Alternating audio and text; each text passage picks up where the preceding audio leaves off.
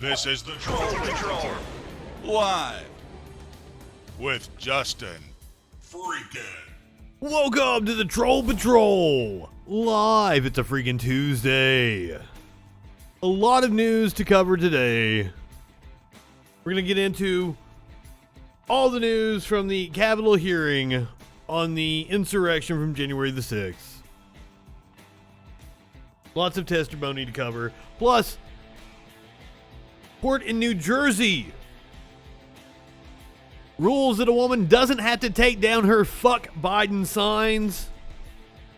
I'm happy about that because I am a proponent of free speech. So is the ACLU, who defended her. Missouri is being forced to expand Medicaid. After the people voted for it, they're having to be forced by a court to actually expand it. We're going to talk about the financial cliff many Americans are facing following this weekend. First Amendment, fuck the world. What's up, Warlord?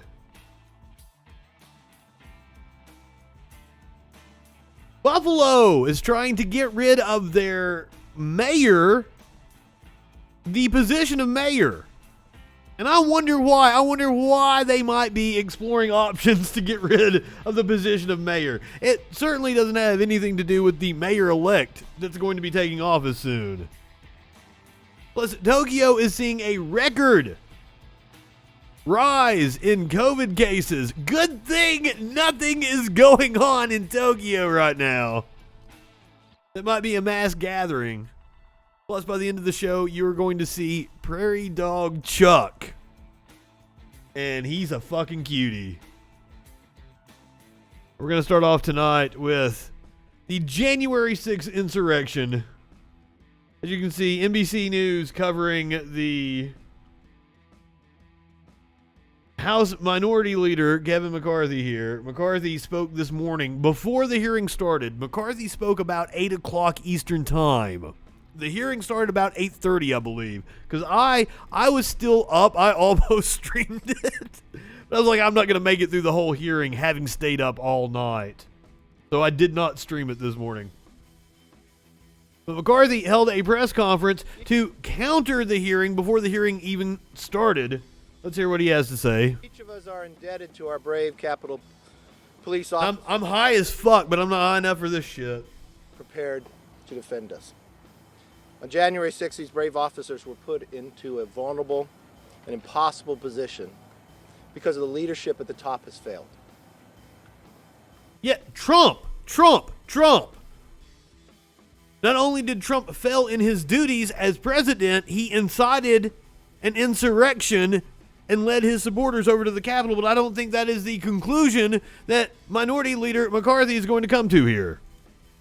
December 14th, the leadership knew there was a problem.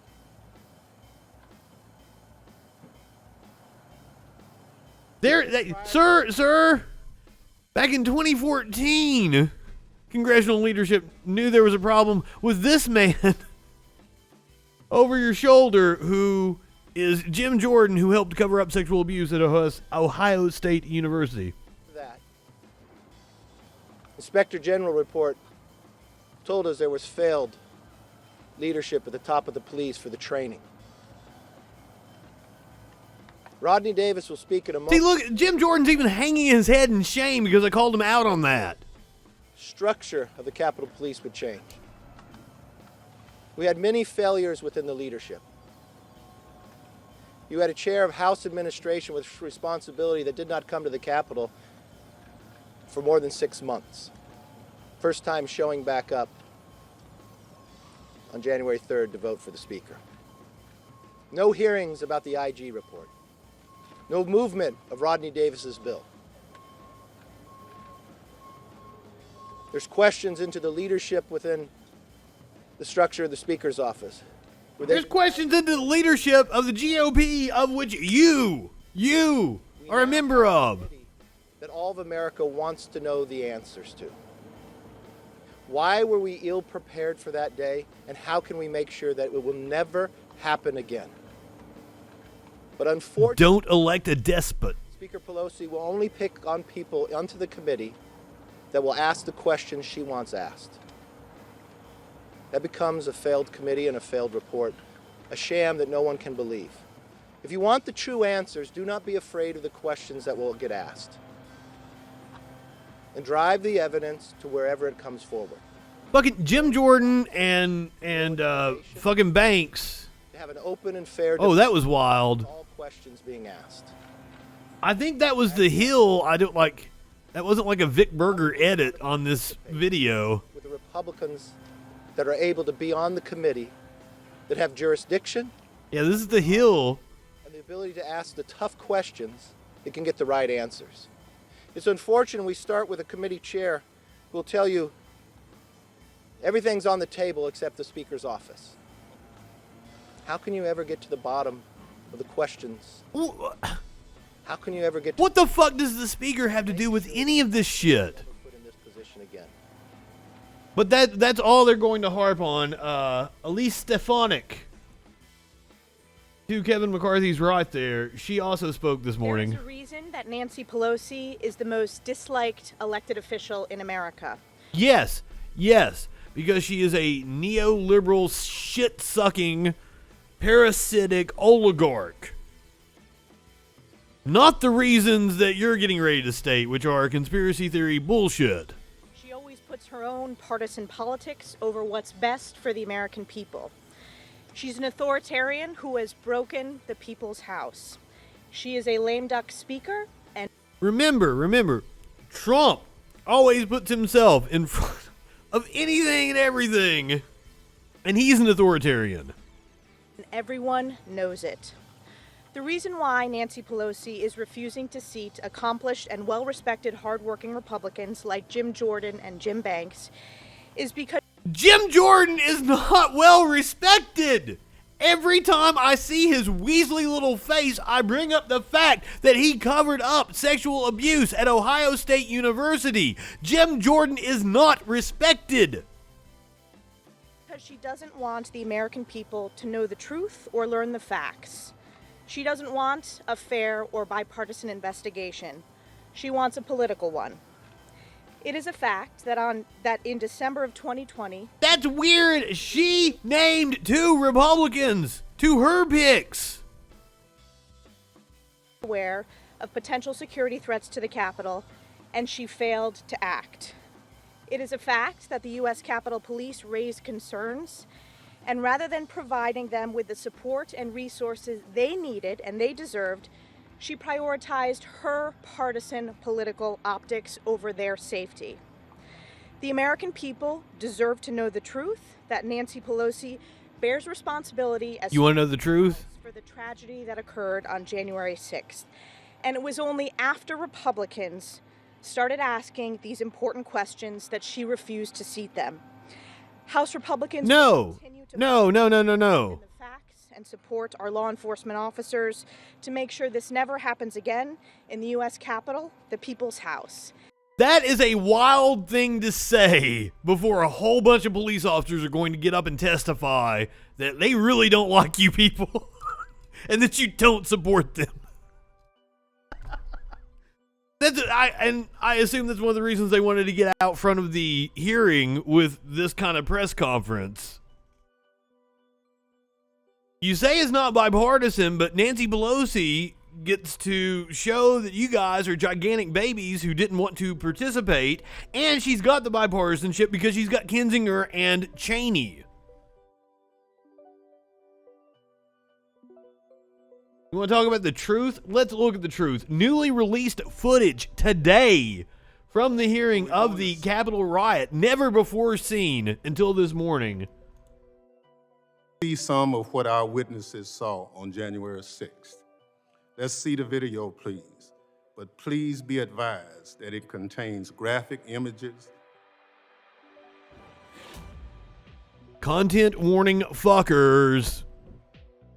And strong language, which many may find disturbing. That's what we came for. What this show's all about.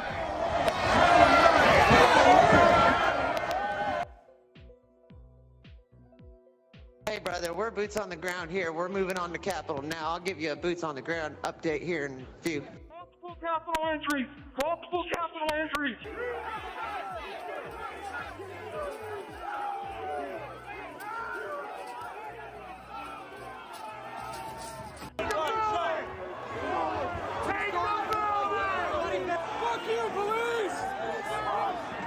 Fuck you, police. I mean, my sentiment exactly, but for completely different reasons. Also, I watched the New York Times piece. I don't know if they're going to show something I hadn't seen until just like a week ago. The New York Times did like a 6-month update, and they had cell phone footage from the crowd as Trump is speaking and saying, like, you gotta fight. You can't go without whatever the fuck he said during the speech. The people with their cell phones are like, take the Capitol. Yeah, we're gonna storm the Capitol. Yeah, God, we're gonna take that Capitol. Sharpened objects, missiles to include bottles and rocks, and hand-thrown chemical-grade fireworks.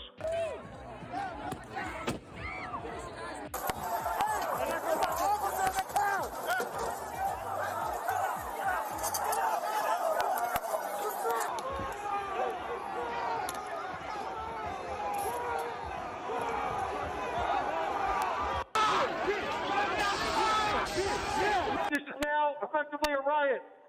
1349 hours declaring it a riot. Effectively a riot.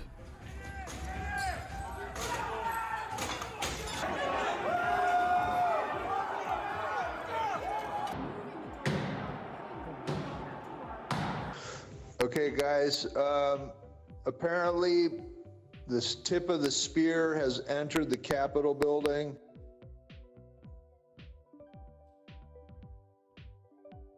Was that Rand Paul? Did I just see Rand Paul running for his life? Rand Paul, who has downplayed this multiple times?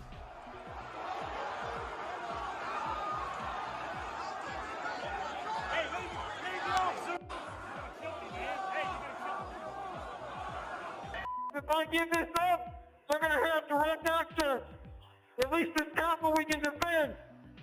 We gotta hold what we have. Take your pins off. Yeah. The fuck? Take your pins off.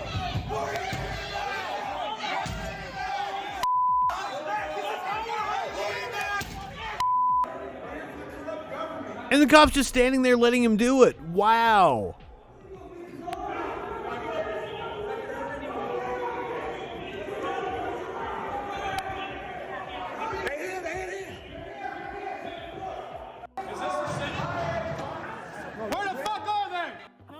Has blanked 1033. I repeat, 1033 was from the Capitol.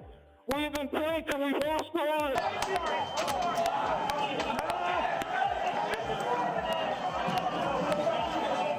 lives. They're spraying some kind of a chemical into the tunnel where the officers had retreated to.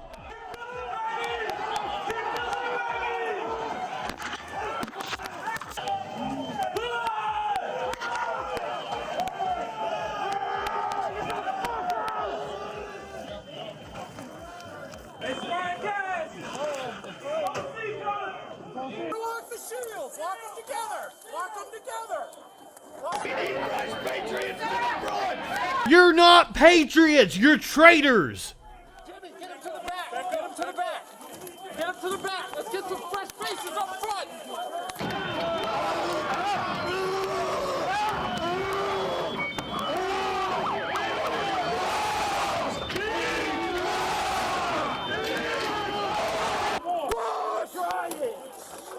All right, let me out.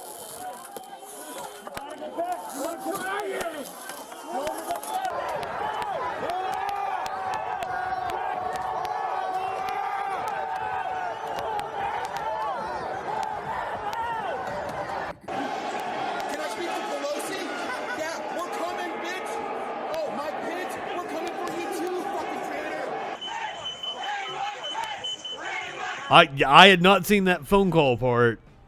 Ring ring banana phone. They've got the gallows set outside this Capitol building. It's time to start fucking using them. That's a weird thing, because their defense have been like, you couldn't use that gallows. It was too small. It had a nail sticking out of it. I've heard people defend that wasn't a real gallows, but apparently the internal community, we need to start using the gallows. Fuck. We start hunting them down one by one. Traitors get guillotined. Mobilize in your own cities, your own counties, storm your own Capitol buildings, and take down every one of these corrupt motherfuckers. So we fucking need to have 30,000 guns up here. Next trip. The next trip. Fucking wow. Now, apparently, that brought a tear to both Kinzinger and Cheney's eyes. I didn't include that clip because who gives a shit? Here is Officer Hodges talking about why the people we just watched are terrorists. But I can see why someone would take issue with the title of terrorist. It's gained a lot of notoriety in our vocabulary in the past few decades. And we like to believe that, no, that couldn't happen here. No domestic terrorism, no homegrown threats. But I came prepared. U.S. Code, Title 18, Part 1, Chapter 113, B as in Brown, Section 2331.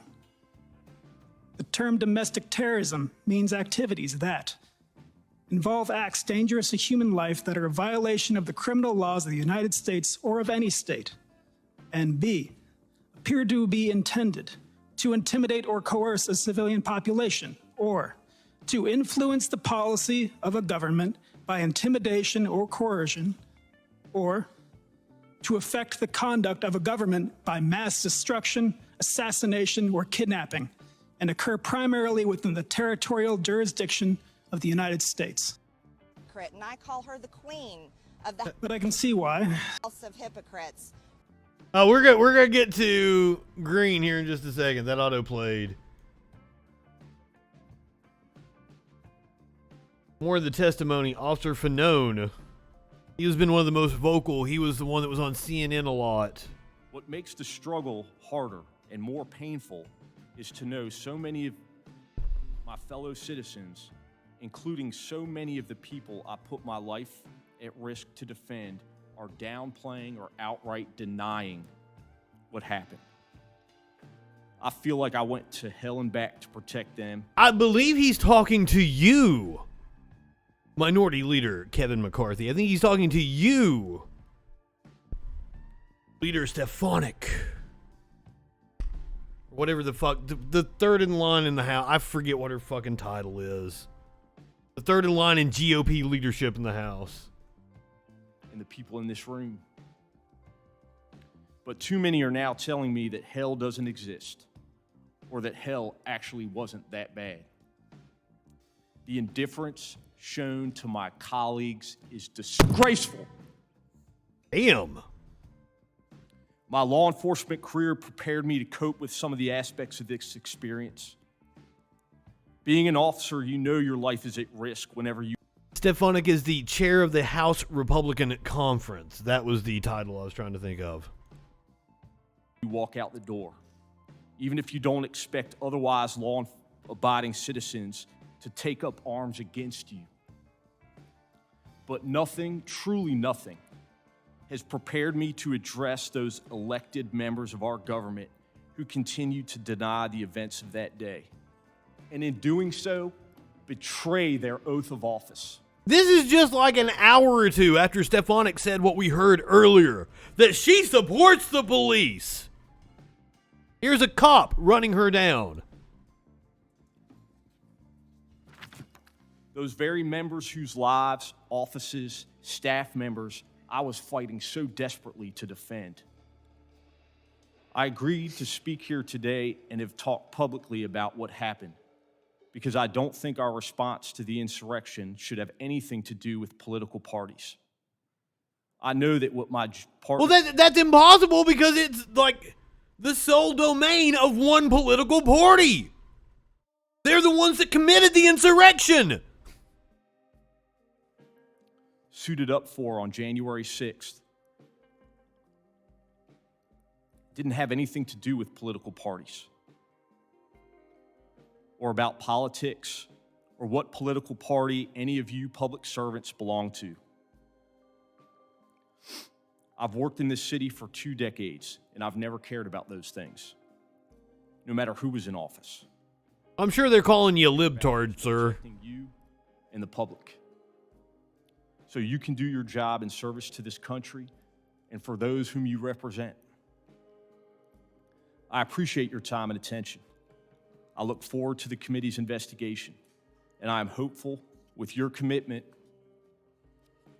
we as a country will confront the truth of what happened on January 6th and do what is necessary to make sure this institution of our democracy never falls into the hands of a violent and angry mob. Well, not if the Republicans have anything to do with that. Recognize the officers who responded that day, many unsolicited, and their countless acts of bravery and selflessness.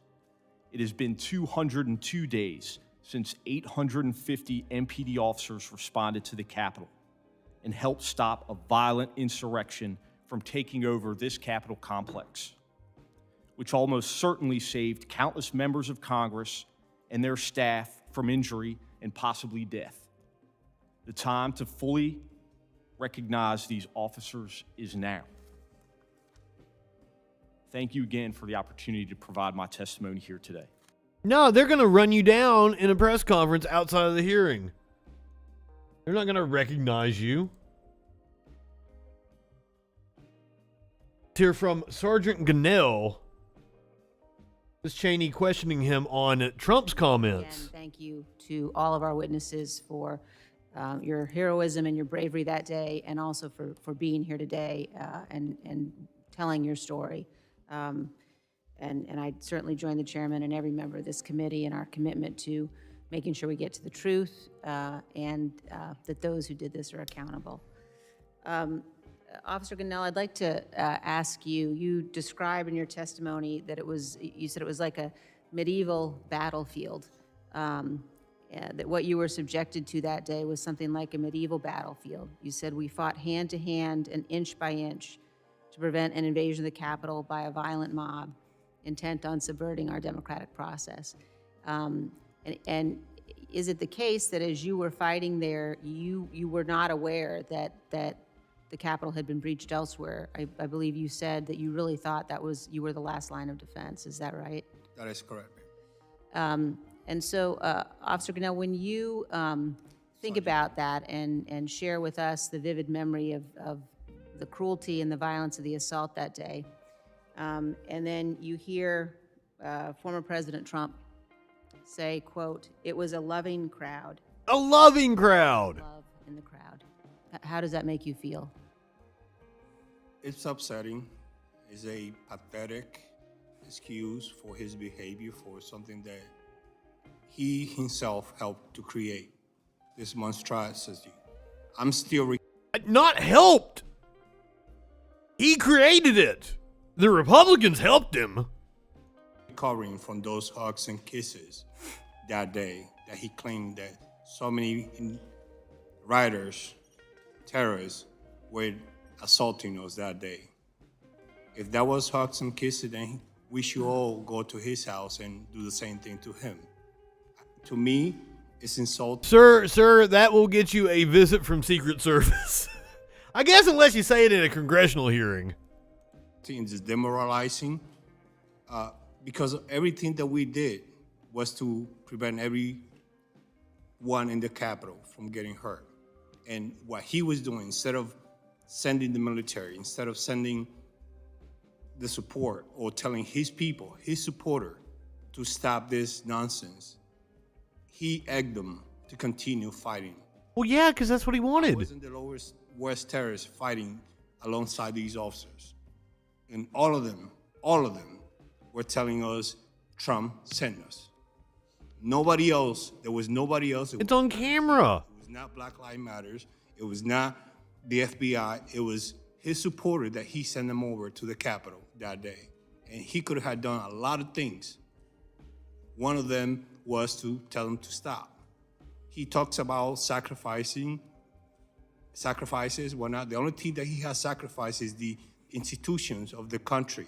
Yes. And the country itself, only for his ego, because he wants to continue. He wants the job, but he doesn't want to do the job. He wants to be a dictator. He wants to rule the country. He doesn't want to be president. Himself.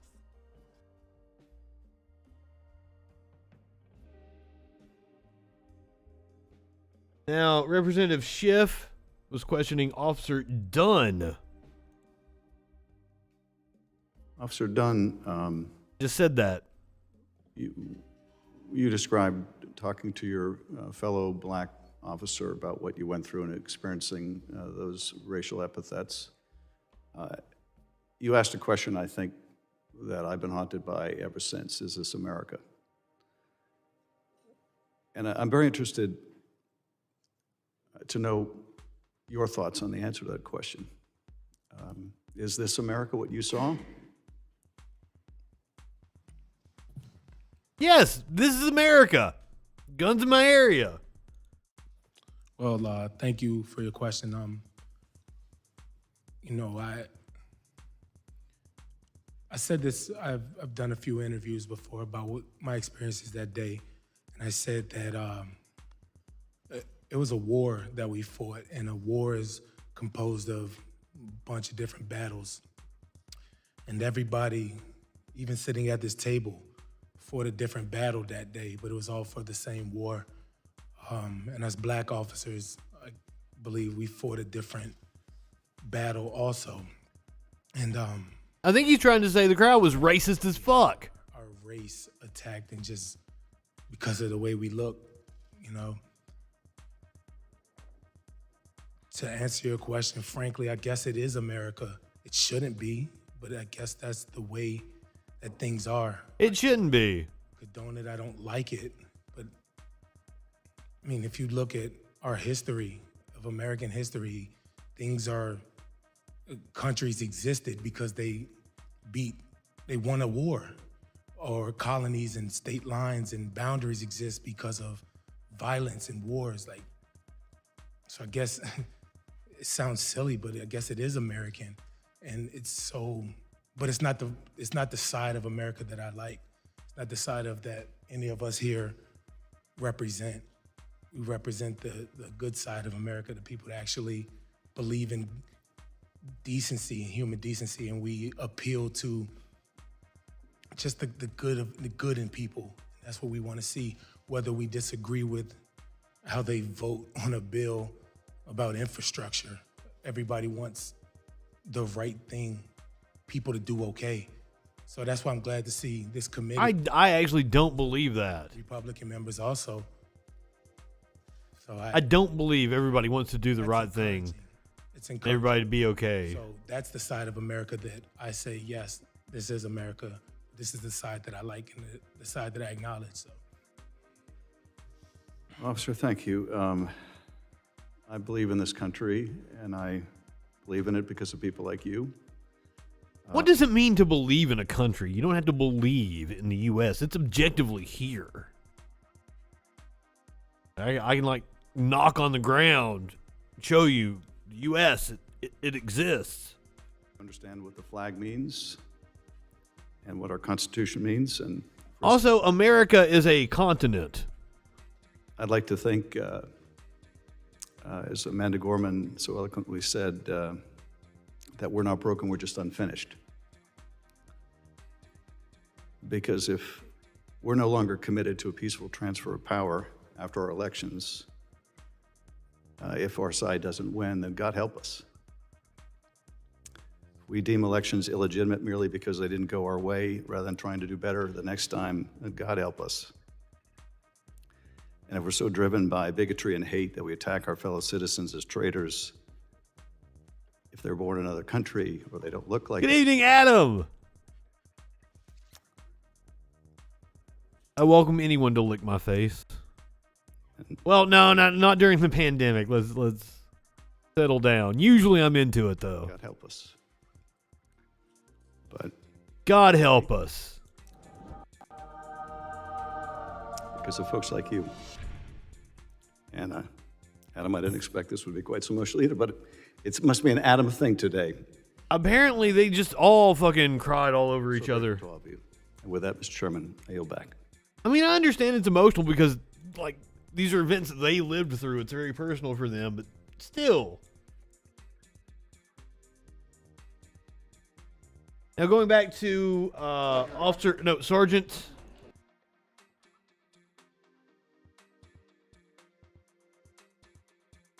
Oh, shit, did I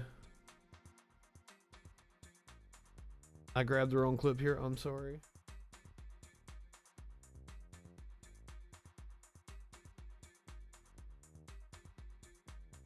All right, back to Sergeant Gunnell, who seemingly took a shot at one Mr. Matthew Gates and one Marjorie Taylor Greene. And by 8 o'clock, I was already on my way back, despite her concerns and for my safety. My sense of duty for the country, for the Constitution, at that time was bigger than even my love for my wife and my son. I put that ahead. And for me, it's confounding that some people who have sworn oath, elected officials, including people in the military that I seen at the lower stairs fighting against me, they swore an oath and they're forgetting about that oath. They're not putting the country before the party. And that's what bothers me the most. Because I, as a former soldier, I know what that inherits, that oath. And I'm still willing to do that.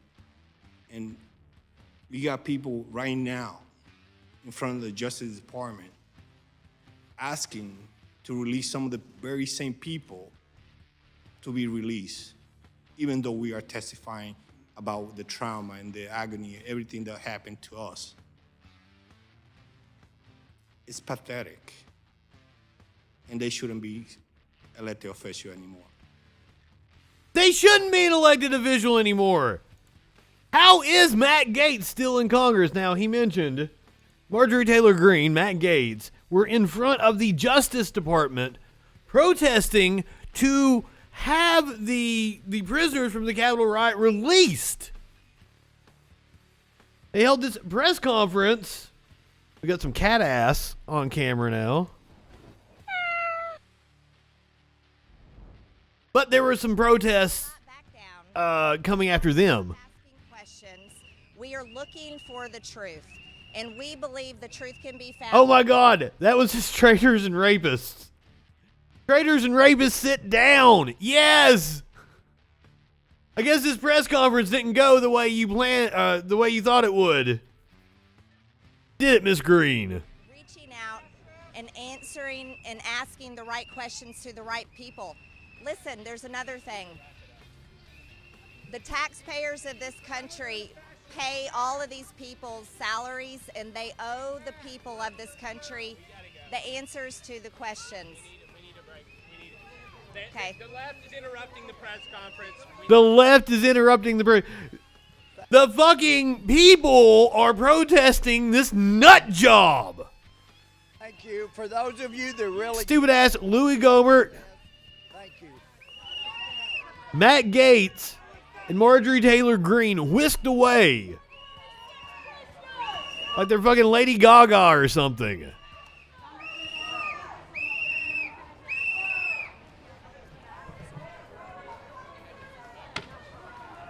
I was just making a joke when I said I'd knock on the ground, Adam. Oh, shit. But now, speaking of Matt Gaetz, who I have no clue how he is still in Congress. Interesting story coming to us from Vice. Creepy Matt Gaetz is getting dragged on TikTok by his fiance's sister. Roxanne Lucky, younger sister of Gates' fiancee Ginger Lucky, called the congressman a literal pedophile.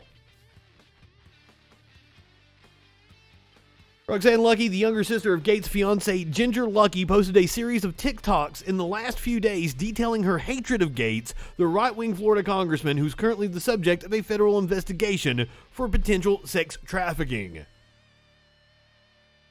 Page isn't responding. Lucky has since made her TikTok and Twitter accounts private, but before that she posted a video of herself with a New York Times story as the background and a Lana Del Rey song as the soundtrack, with the caption, "When a creepy old man tries to hit on you at the bar, but your sister's engaged to a literal pedophile." Indeed.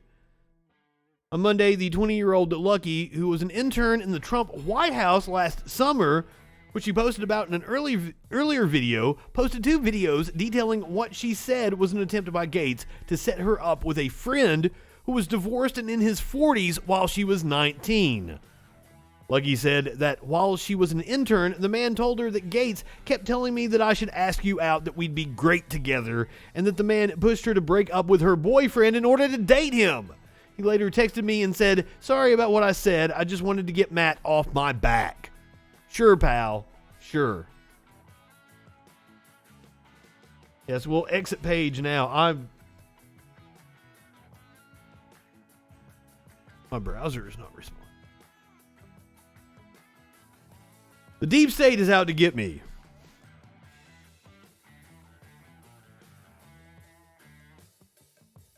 And Smokey is wanting to sit in my lap. Back to the Capitol riot. After the hearing ended, Representatives Cheney and Kinzinger gave a bit of a press conference. Let's hear what they had to say. And Congressman Kinzinger, what do you say to Republicans who are now calling for you to be stripped of your committee assignments as a result of you serving on this team? Oh, and it will not surprise me that they are going to punish him. Kinzinger probably will be stripped of his committee assignments. He probably won't be in Congress come 2022. Maybe he runs as an independent, which, that was kind of my advice for Cheney. Maybe she can still win in Wyoming as an independent. She's probably almost certainly going to get primaried. If there's not already a primary challenger to her, Kinzinger is going to face the same fate. All I have to say to that is we had a big attack on January 6th. We heard very emotional testimony today. And that's what's on the forefront of my mind. And if people want to get petty, that's fine. I think that reflects more on people than it does on the situation at hand. This is a historic moment, and this is a democracy-defending moment. And no matter the consequences, me and I know Liz will stand and defend democracy. Last question. This morning, Leader McCarthy and some of your colleagues were out in front of the Capitol. Their basic message, and I'm boiling it down, was what did Nancy Pelosi know and when did she know it? Some of your other colleagues were down at the Justice Department or will be. Pelosi.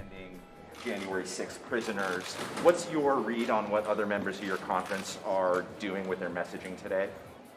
Look, almost every member of the Republican conference understood in days immediately after January 6th what had actually happened, and many of them said so publicly. And the fact that many members of our leadership... And then they saw the polling numbers and saw that Trump didn't lose any popularity among the Republican base. Protesting in front of the Justice Department on behalf of those who were part of the insurrection is something that I can't explain. I think it's a disgrace. And I know that this committee will be focused on getting to the truth of what happened in a non-political, non-partisan way. This is not a political campaign. This is deadly serious, and we'll investigate every aspect. He just knocked my microphone into my face. He's being very clingy today. The cat ass does make an appearance. Whew. Shitty story here we're getting ready to talk about. Moving on from the Capitol. More injustice in the U.S.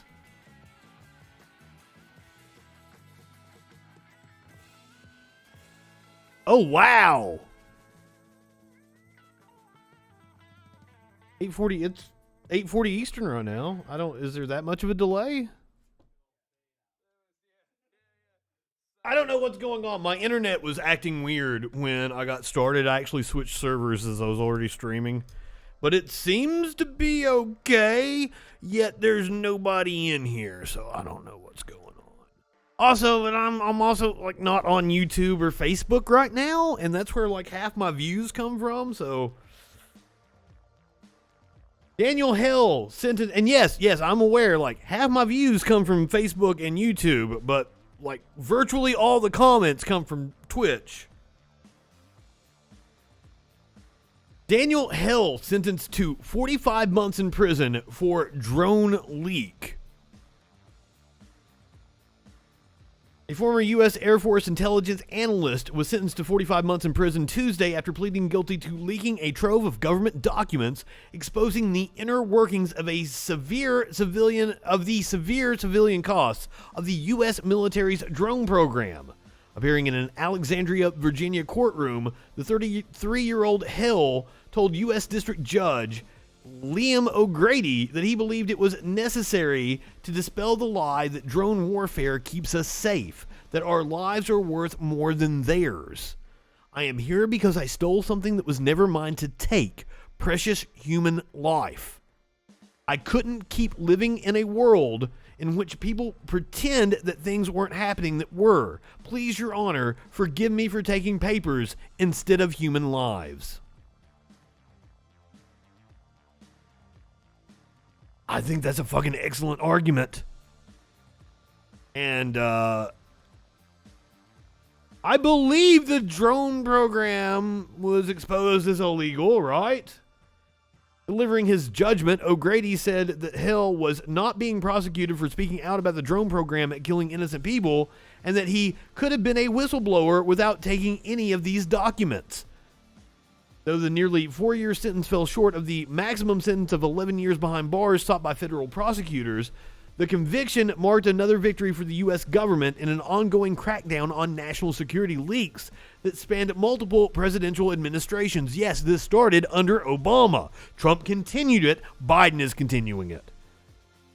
Hill was indicted by a grand jury and arrested in 2019 on a series of counts related to the unauthorized disclosure of national defense and intelligence information and the theft of government property, in addition to documents related to how the government chooses its drone strike targets, and information detailing how often people who are not the intended targets of those strikes are nonetheless killed. Civilian casualties. Hill was also linked to the release of a secret, though unclassified, rule book detailing how the U.S. government places individuals in its sprawling system of watch lists. Long shrouded in secrecy, the release of the rule book has been celebrated by advocacy groups as a triumph of the post-9/11 era. Where are all the right-wingers talking about cancel culture and free speech? Where's Tucker Carlson on this one? I thought they had a problem with the surveillance state. Have any of them picked up this story? I'm not aware. Maybe they have, and I don't know about it. Since his indictment more than 2 years ago, government filings have strongly implied that The Intercept was the recipient of Hill's disclosure. Now, we are reading from The Intercept right now. In a statement on Tuesday, Intercept editor-in-chief Betsy Reed said Daniel Hill will spend years in prison for leaking documents that the government implied were published by The Intercept. These documents revealed the truth about the U.S. government's secretive, murderous drone war, including that the killing of civilians was far more widespread than previously acknowledged. The Intercept will not comment on our sources, but whoever brought the documents in question to light undoubtedly served a noble public purpose. Indeed.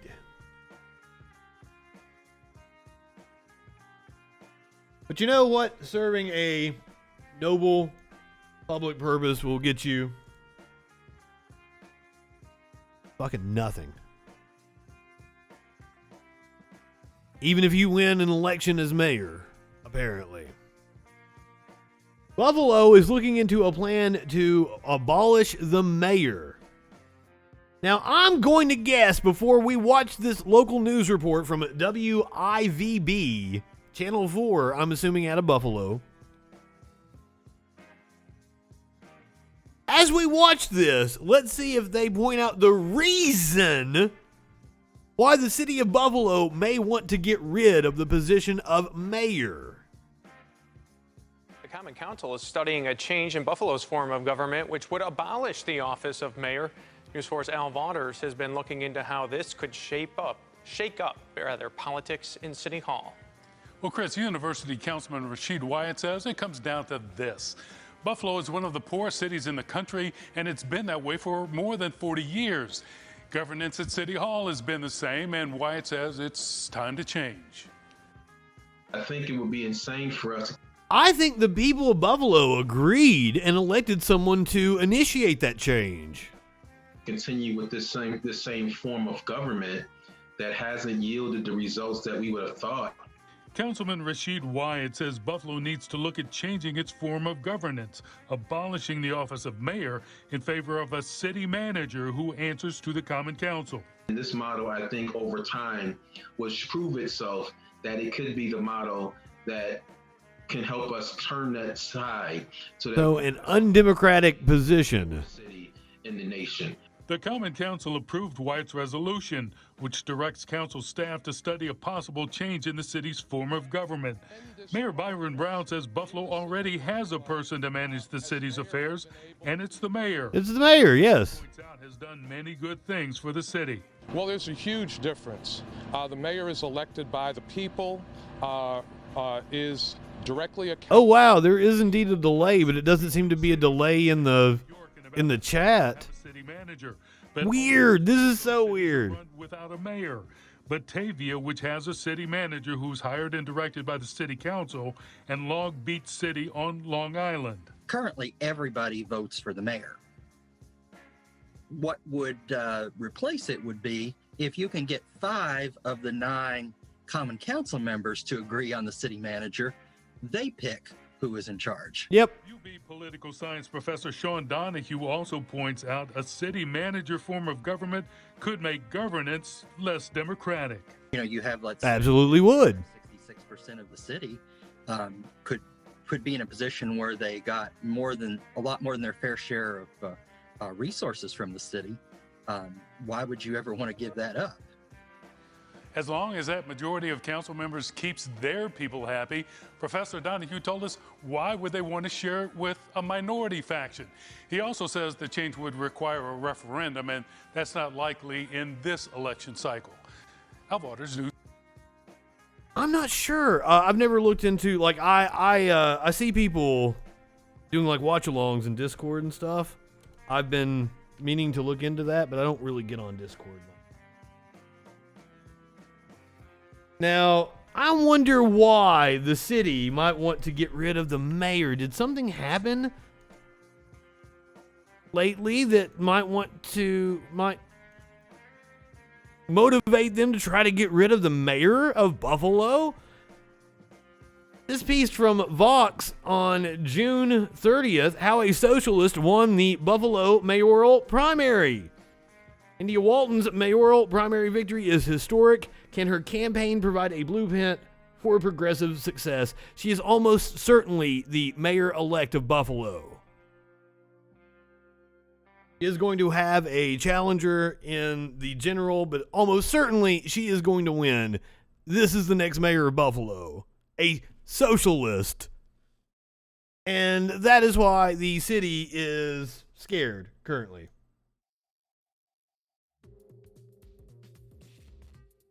Now, in the neighboring state of New Jersey,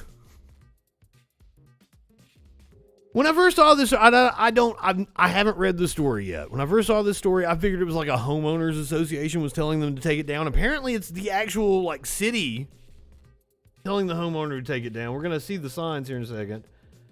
New Jersey town drops case against resident over F-bomb anti-Biden flag display after the ACLU intervenes. Now, I'm going to point out for my right-wing friends, they love to bash the ACLU.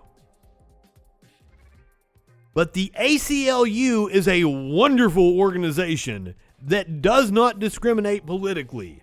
They have defended Nazis. when the Nazis had a right to their free speech. And the ACLU came to the defense of this woman, who I assume is a Trump supporter, and had up a flag that says "fuck Biden" on her property. The town wanted her to take it down, citing obscenity. And the ACLU stopped it. Roselle Park voluntarily dismissed its case in Superior Court on Tuesday against a borough homeowner who hung anti-President Biden flags with the F word on her fence. The American Civil Liberties Union of New Jersey was representing the homeowner, Patricia Delascio, and her daughter, Andrea Dick, in their appeal to Superior Court in Union County. A municipal court judge earlier this month ruled the homeowner had violated a local obscenity ordinance and ordered them to remove the signs with the F word or else pay a $250 a day fine. The ACLU of New Jersey Executive Director Amal Sinha said in a statement shortly after the ruling that the dismissal was a First Amendment win for the Roselle Park family and all New Jerseyans. The First Amendment exists specifically to make sure people can express strong opinions on political issues or any other matter without fear of punishment by the government. Today's decision confirms that our position was correct. Roselle Park had no grounds to issue fines for a political sign, and the town's use of its obscenity ordinance infringed upon fundamental rights protected by the First Amendment. It was an uncomplicated case. So there you can see the signs. Trump flipping the bird, and it says, "Fuck Biden, Joe Biden sucks, fuck Biden, not my president. Socialism sucks, Biden blows." Weird. What do you think? Biden is a socialist? Apparently she is indeed a Trump supporter. Her sign says as much. Don't blame me, I voted for Trump. But in this case, she had every right to do it, and I stand behind her right to do it. Unlike right-wingers who will not come to the defense anytime a lefty is having their speech trampled. Trust me, I know. Superior Court Judge John Deitch accepted Roselle Park Borough's attorney Jared Cantor's application to dismiss the charges against the homeowner. Roselle Park Mayor Joseph Signorello signaled on CNN over the weekend the borough would likely not continue the legal battle against the homeowner due to costs. You should have done it to begin with, due to costs. How much money did you already waste to try to violate the First Amendment, you fucks? He said after the ruling, the borough will look to revise the ordinance.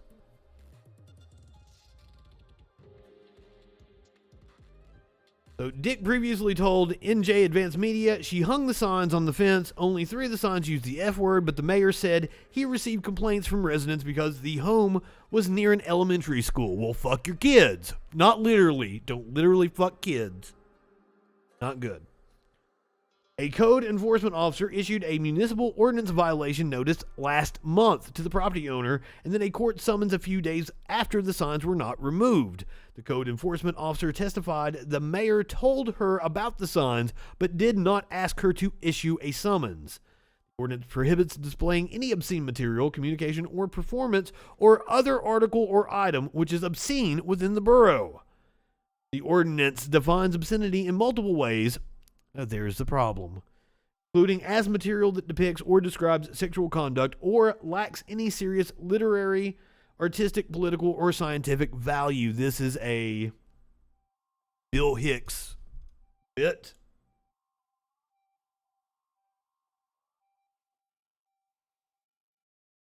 Obscenity laws are bullshit.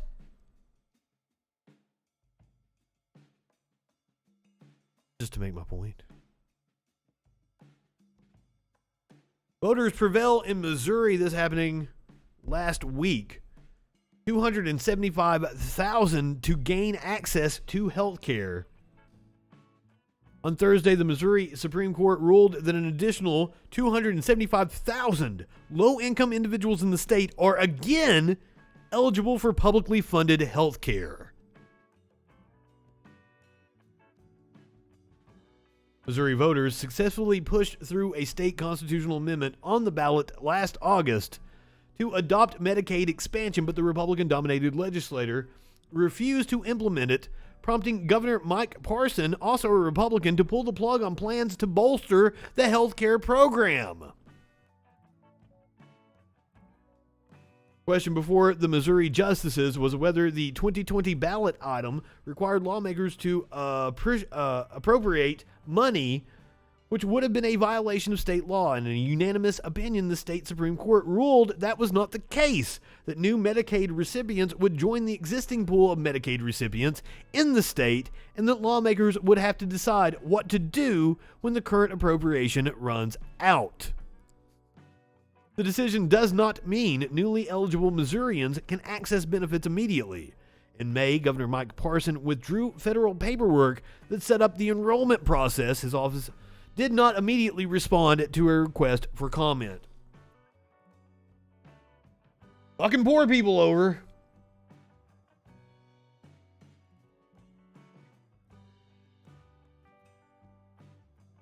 Had to wait for snail mail in prison. Speaking of fucking poor people over, let's talk about student loans.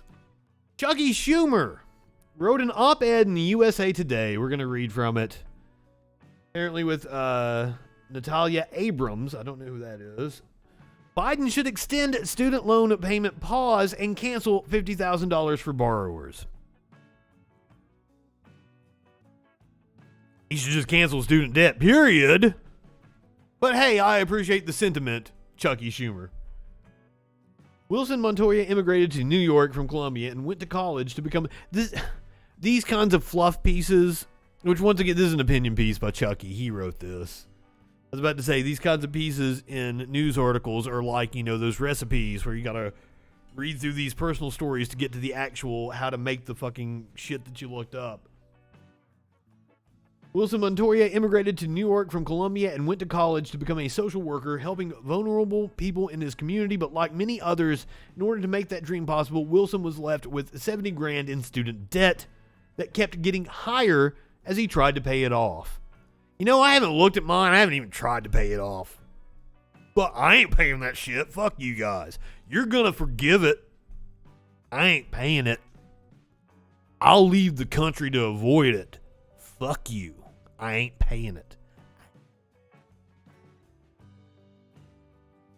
He is far from alone. For many Americans with student debt, the COVID-19 crisis turned their financial difficulties into catastrophes.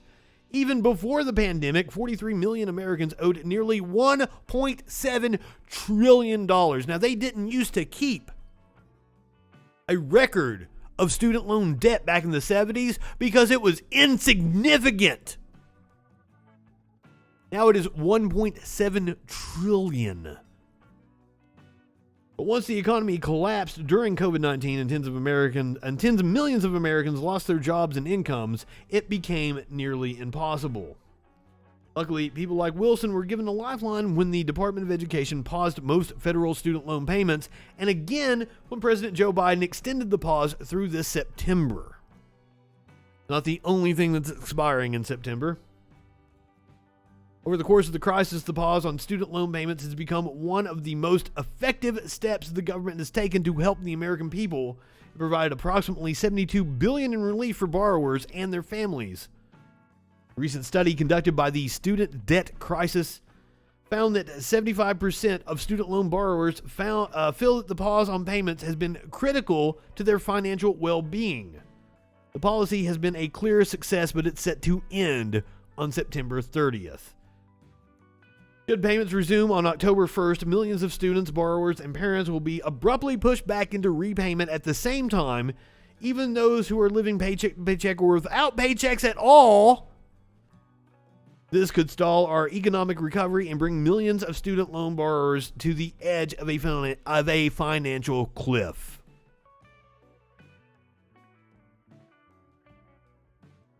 As I said, not the only thing set to expire in September. 41 days, 20 million Americans will lose unemployment insurance benefits. American Rescue Plan Act temporarily increased the duration, coverage, and generosity of unemployment insurance benefits until September 6th of this year. Between June 12th and July 10th, all 25 GOP-led states prematurely eliminated these benefit increases for their residents, and the Biden administration declined to use its statutory authority to prevent these cuts. I don't know that he did have the statutory authority. Now, Bernie Sanders tried to get the Department of Treasury to circumvent the states and still pay the people on the PUA, the Pandemic Unemployment Assistance Program, their plus-up benefits. Unfortunately, that didn't go anywhere. Early data from the Census Household Pulse Survey shows that these cuts have been effective at removing people from the unemployment rolls, but not successful at increasing employment. If this data is accurate, then it suggests that when these same cuts hit the more populous other half of the states on September 6th, they will do enormous damage to tens of millions of Americans, and it will. And this is all happening right as COVID cases are skyrocketing. And if you look at the number of cases, the graph goes straight the fuck up. And if it's going straight the fuck up now, that means 2 to 3 weeks from now, it's going to be even worse.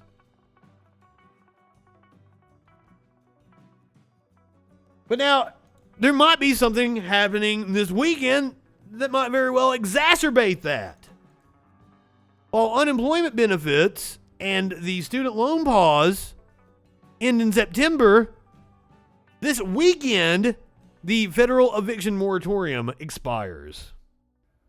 Some of your neighbors may be at risk of losing the place they call home. The federal eviction moratorium protecting families from evictions during the coronavirus pandemic is expiring this Saturday. WMBF News reporter Jennifer Roberts has been talking with homeless shelters across the Grand Strand and the PD. She's live now. And Jennifer, are they expecting more people to reach out to them?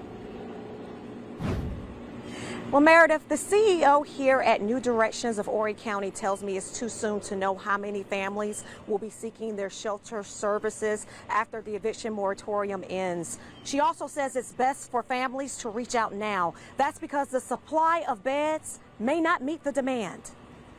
Unfortunately, oh God, we are full. We have waiting lists. New Directions of Horry County says its shelter is staffed for 100% capacity on a regular basis. That means anyone who needs a bed in the shelter after the eviction moratorium ends will likely be on the waiting list. It is heartbreaking for us to have to tell somebody that we don't have a bed available. So again, we don't know what to anticipate when this happens this weekend, but we will talk with anyone. We will help them connect with other resources that might be available. I do expect that going into the fourth quarter that we're going to see big increases in the homeless population. The House of Hope of the PD says it already has a plan in place at their shelter locations to help families. A building on our property that serves as a local church, the Whosoever Church, that we can pull out additional cots. We will pull out cots and some of the living spaces in our shelter. So we do have overflow plans in case something like that happens. Over in Lawns, North Strand Housing Shelter says it's almost full. Wish I could tell you that we could make some plans where we could have additional space, but we don't. We stay close to full all the time. We usually have a backlist, a wait list. Go ahead and place the application. That's the best thing. That's the most proactive thing they can do with us. And if you are in need of help, all of the shelters I spoke with are encouraging you to reach out sooner rather than later. Again, the eviction moratorium is expected to end on July 31st. Reporting from Myrtle Beach, I'm Jennifer Roberts. She says expected. God damn, I hope they extend it. I mean, I do not want to see what happens if they don't. Because it's not like we have data about what happens. Research suggests ending eviction moratoriums led to spike in COVID cases and deaths. A UCLA study found coronavirus spread steadily after states' eviction bans expired. Research by a UCLA-led team has determined that the number of COVID-19 cases and the number of deaths from the disease both increased dramatically after states lifted eviction moratoriums that had been in place to protect people who were struggling to make rent payments during the pandemic. The study found that the number of COVID-19 cases doubled, and the number of deaths attributed to the disease increased fivefold in the 4-month period after eviction moratoriums expired. Researchers analyzed data from Washington, D.C. and the 43 states that implemented eviction moratoriums, 27 of which expired before September, and 17 of which extended at least until September. 7 states never implemented an eviction moratorium. The analysis compared the states that allowed their moratorium to expire to the states that kept them in place. The researchers also accounted for the effects of other public health measures, including COVID-19 testing, school closures, mask mandates, and stay-at-home requirements. The study is published in the American Journal of Epidemiology.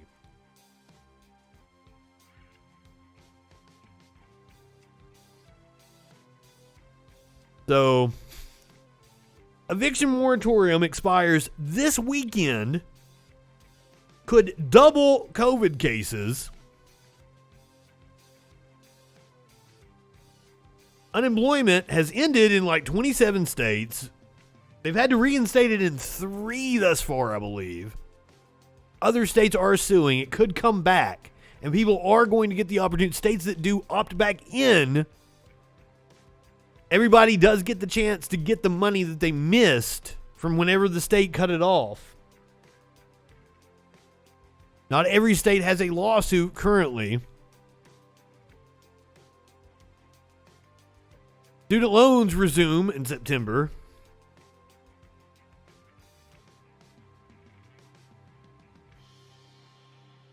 It's a freight train coming right at us. And it's completely fucking preventable.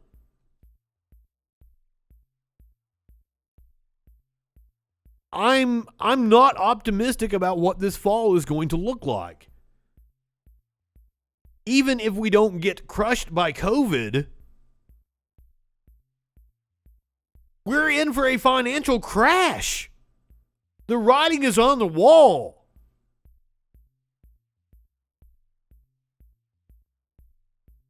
These factors led to, apparently,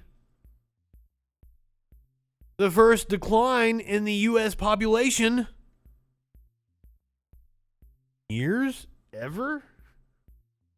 Combination of high death rates during the COVID-19 pandemic, immigration restrictions, and persistently low birth rates mean the U.S. population might have shrunk in 2020. Till proven otherwise, demography is destiny for countries, and stubbornly low rates of population growth will present major economic and political challenges for the U.S. if they can't be reversed. In half of all U.S. states, more people died than were born in 2020, up from just 5 states in 2019. Early estimates show that the total U.S. population grew just 0.35% for the year ending on July 1st, 2020. Every type of U.S. county, from very rural to very urban, saw a decrease in the number of births per death in the second half of the 2010s, though the issue is most extreme in rural America. Deaths from COVID-19 have thankfully fallen significantly in 2021, and in past economic crashes, drops in birth rates have generally reversed when the economy recovers. After birth rates peaked in 2007, they never fully rebounded following the Great Recession, and it now stands at 1.6 children per woman, well below the 2.1 needed for a population to replace itself. Historically, nearly half of U.S. economic growth has been driven by the expansion of the working age population, which recent federal budget projections suggest will hover barely above zero for years to come, down from 2.5% in the mid-1970s.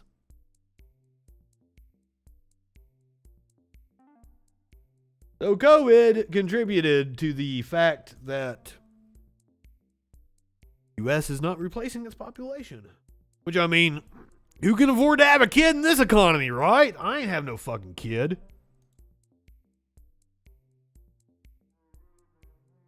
Now, if you guys watch this show frequently, you know one of my major gripes has been the fact that governments are not wanting to bear the burden of the mask mandates, which are needed, are desperately needed. And they're wanting to put the onus on average workers, which I think is wrong. And here is an example of why I think that's wrong.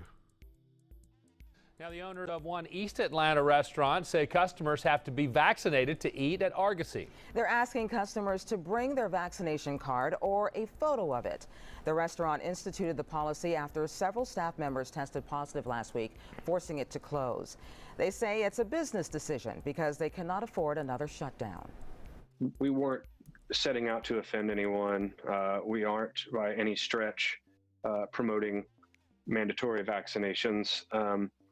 We feel very strongly that this is no different than no shirt, no shoes, no service policy. It's something that public health science shows lowers our chances of contracting and spreading the coronavirus. Since creating the policy, the owner says they have been flooded with angry comments on social media, even death threats. From stupid fucking people. Speaking of stupid people, let's go. That was a restaurant in Atlanta requiring masks and proof of vaccination. Let's go to the other side of the country. A Southern California restaurant requiring diners to provide proof of being unvaccinated. Because that makes sense. Restaurant known for defying health orders during the pandemic has now put up a sign right outside of their restaurant saying customers must show proof that they are unvaccinated in order to enter.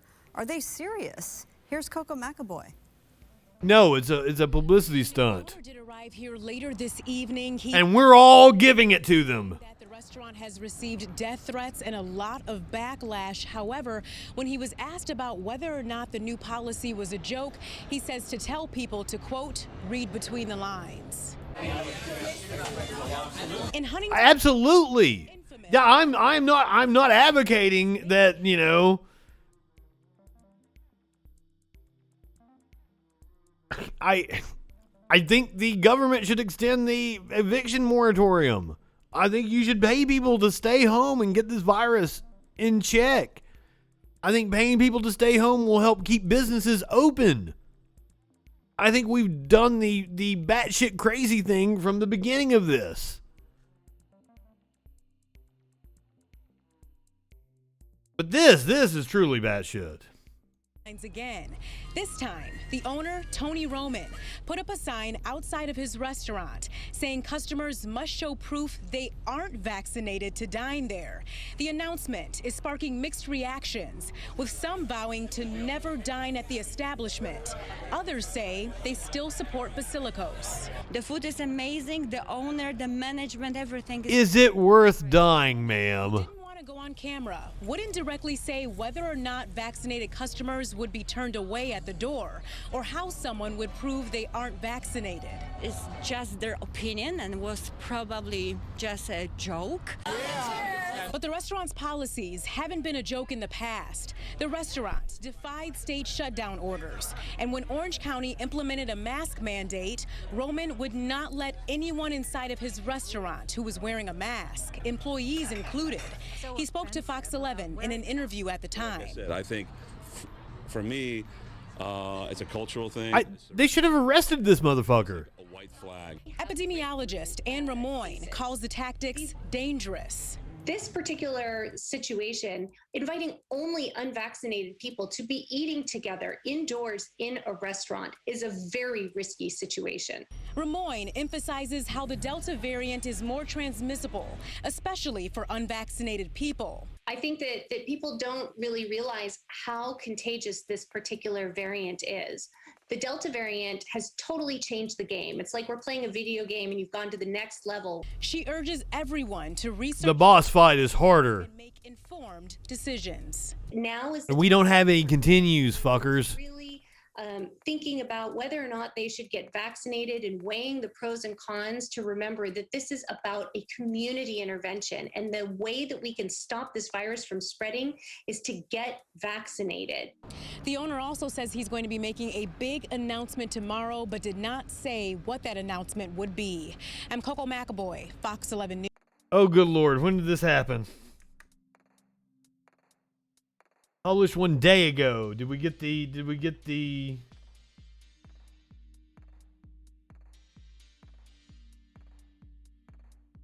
the announcement yet? Let's find out.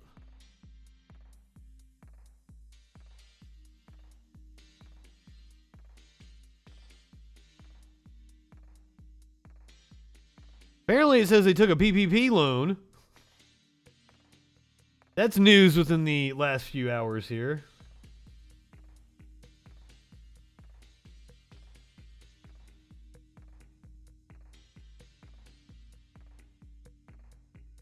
Not seeing what their announcement today might have been.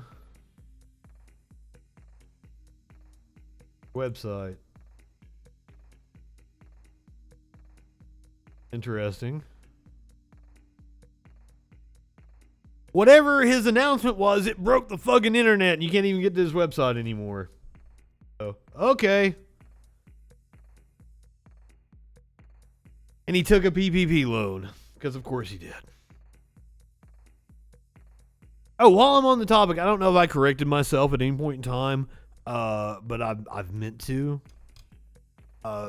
It's a common refrain that Lauren Boebert's restaurant took a PPP loan. That was actually not true.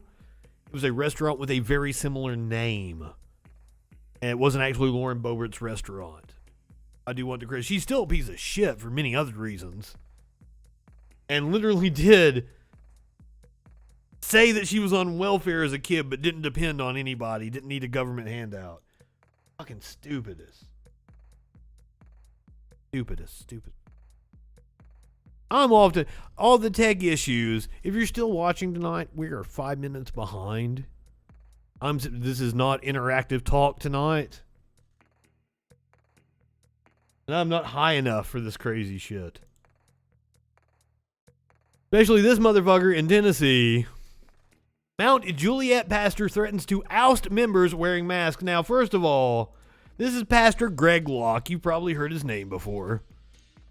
He's a charlatan of the highest order. I don't think there's anybody in his congregation that's actually wearing a mask, to be honest with you. Just judging from how adamant he has been from the beginning of this pandemic. But just in case, he wants to let everybody know that he's going to kick you out if you wear a mask to his church.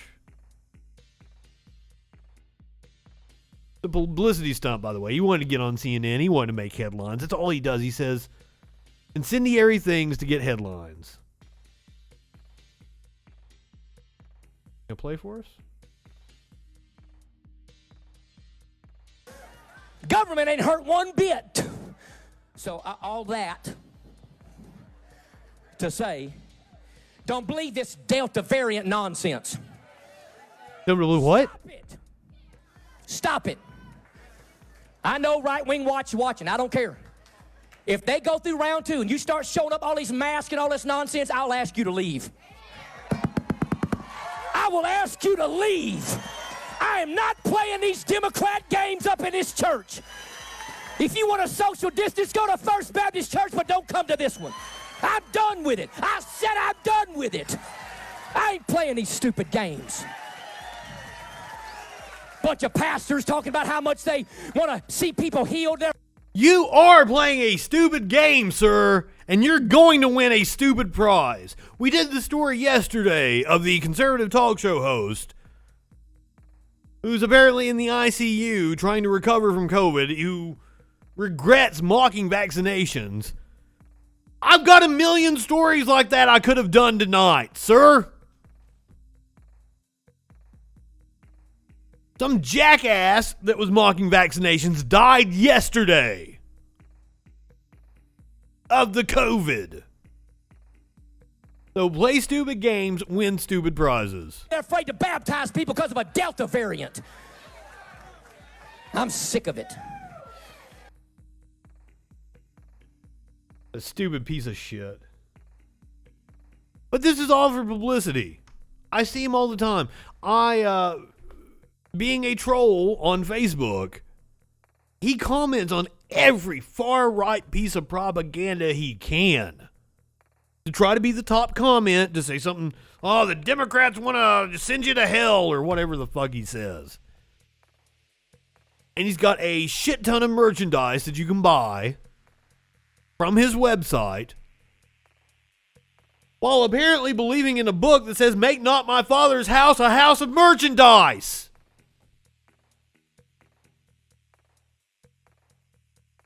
The goddamn Bible literally says to watch out for people like Pastor Greg Locke.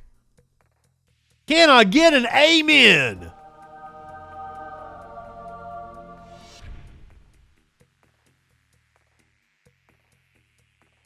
Moving from Tennessee to Tokyo. Tokyo has just hit a new high in COVID-19 cases. As of today. Today.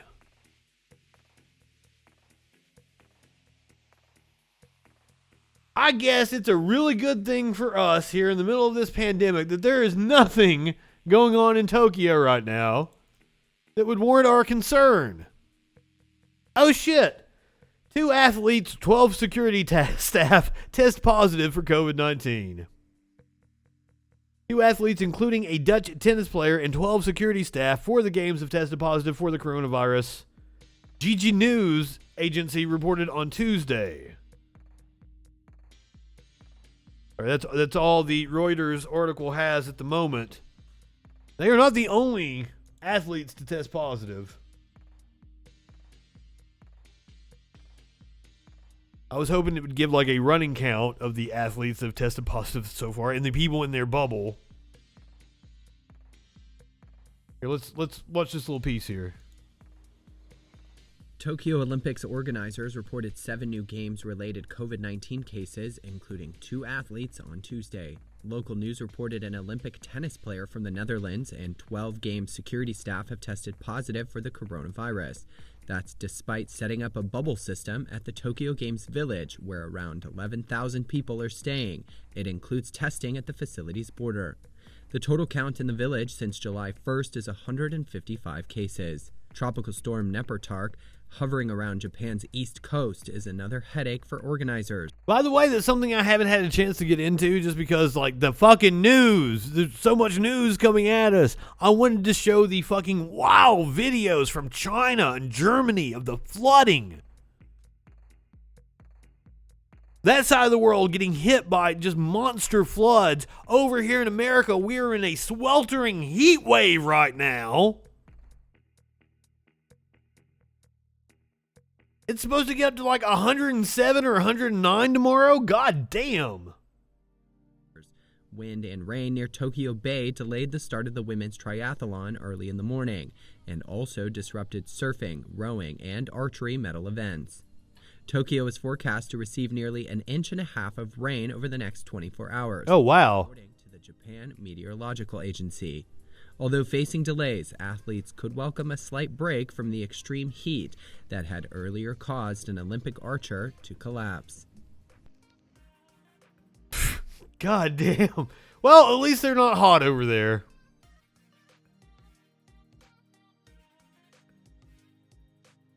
Unfortunately, though, all the COVID cases and shit, that's not the only controversy surrounding the Olympics. Apparently, I don't watch sports. I don't keep up with the Olympics. To me, the Olympics is nothing but a collection of sports that nobody would pay to watch individually.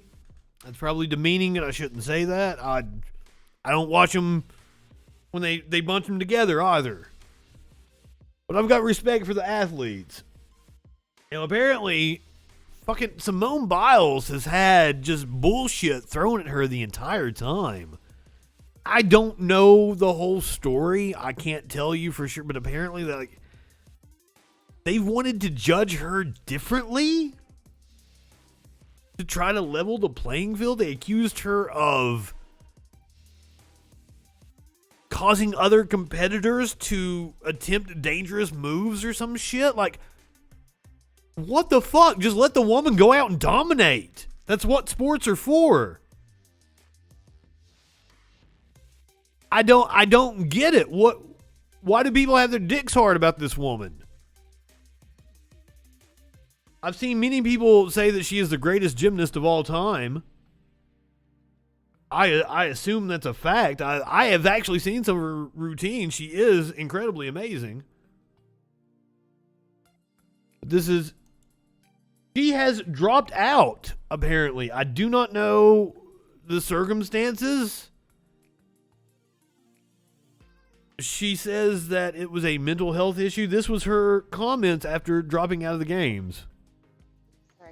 No, no injury, thankfully, and that's why I took a step back, because I didn't want to do something silly out there and get injured. So I thought it was best if these girls took over and did the rest of the job, which they absolutely did. They're Olympic silver medalists now, and they should be really proud of themselves for how well they did last minute having to go in. And it's been really stressful, this Olympic Games, I think, just as a whole, not having an audience. I bet with all the COVID shit and the delay and then all the extra pressure that they have shoveled on you, ma'am, I am sorry for all the bullshit. And you're not the only athlete getting bullshit in the media. We're going to get into that, too. There are a lot of different variables going into it. It's been a long week. It's been a long Olympic process. It's been a long year. So just a lot of different variables, and I think we're just a little bit And people there at the games are going to come out of it with long COVID? too stressed out, but we should be out here having fun, and sometimes that's not the case. I just felt like it would be a little bit better to take a back seat, work on my mindfulness, and I knew that the girls would do an absolutely great job, and I didn't want to risk the team a medal for kind of my screw-ups, because they've worked way too hard for that. So I just decided that those girls need to go in and do the rest of the competition. The question. Yeah, we're going to take it a day at a time. I know tomorrow that we have a half day, or at least the morning off. So it'll be a good mental rest, and so we'll take it from there. Struggling with mental health issues? Yeah, I say put mental health first, because if you don't, then you're not going to enjoy your sport, and you're not going to compete as much as you want to. So it's okay sometimes to even sit out the big competitions to focus on yourself, because it shows how strong of a competitor and person that you really are, rather than just battle through it. Hell yeah. It was definitely something that was unexpected. We were kind of emotional when we found out that she wasn't going to continue, and we all just had to put our minds in a great position, because at the end of the day we were just out there to show what we needed to show, and we went up and did what we did, and I'm just very proud that we were able to do that. Well, congratulations. Apparently they won a silver medal. I guess that's good or something. I don't know. I'm just playing. I know what a silver medal means. I can't say silver medal means. Non-binary skateboarder makes Olympics history and is misgendered while doing it. Well, fuck, that sucks. I am so sorry to you, Alana Smith of Team United States. Skateboarder Alana Smith made history as the first openly non-binary athlete to compete for Team USA at the Olympics, but their landmark moment was marred by misgendering from commentators. Smith competed in the women's skateboarding street event on Sunday and even had their pronouns etched onto their skateboard. But sports commentators, including Todd Harris and Paul Zitzer for NBC Sports in the U.S., and Mark Churchill and Ed Lay for the BBC in the U.K. referred to Smith with the wrong pronouns throughout, much to the disappointment of the LGBT plus fans. A U.S.-based trans journalist called it journalistic malpractice. No one should have to be misgendered on an international stage like this, according to Brittany de la Cretaz.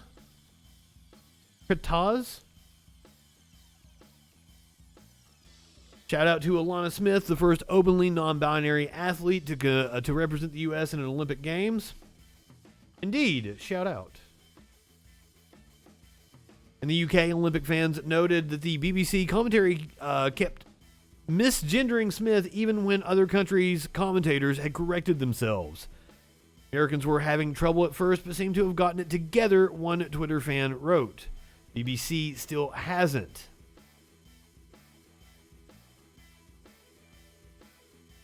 Yes, they should at least try to use the correct pronouns. Now, Alana Smith said that gender doesn't matter. This profile on the Olympics website notes they are non-binary and use the pronouns they, them, and uses the correct pronouns for them throughout their profile. However, at the top of that page, Smith's gender is listed as female. Smith previously told USA Skateboarding, "I don't want to be known as a good female skateboarder. I just want to be known as a good skater, someone that made a difference. Gender shouldn't matter." Now, why in skateboarding would why divide skateboarding into men's and women's? That doesn't make any fucking sense to me.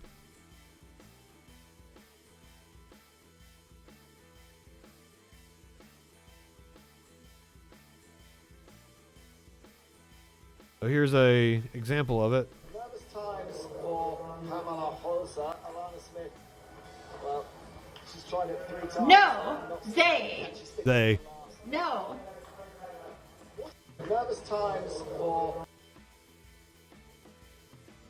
Fans continue to point out the mistakes made by BBC commentators. When it came to Smith's pronouns, their colleagues, BBC sports reporter Tim Warwood, weighed in. "I'm sure the boys would, of course, apologize to Alana." He added, "I hadn't seen anything regarding gender, and I'm 100% sure they hadn't either, hence the mistake." Alana Smith competed in the preliminary rounds on Sunday, but did not qualify for the finals. Well, congratulations for getting to compete.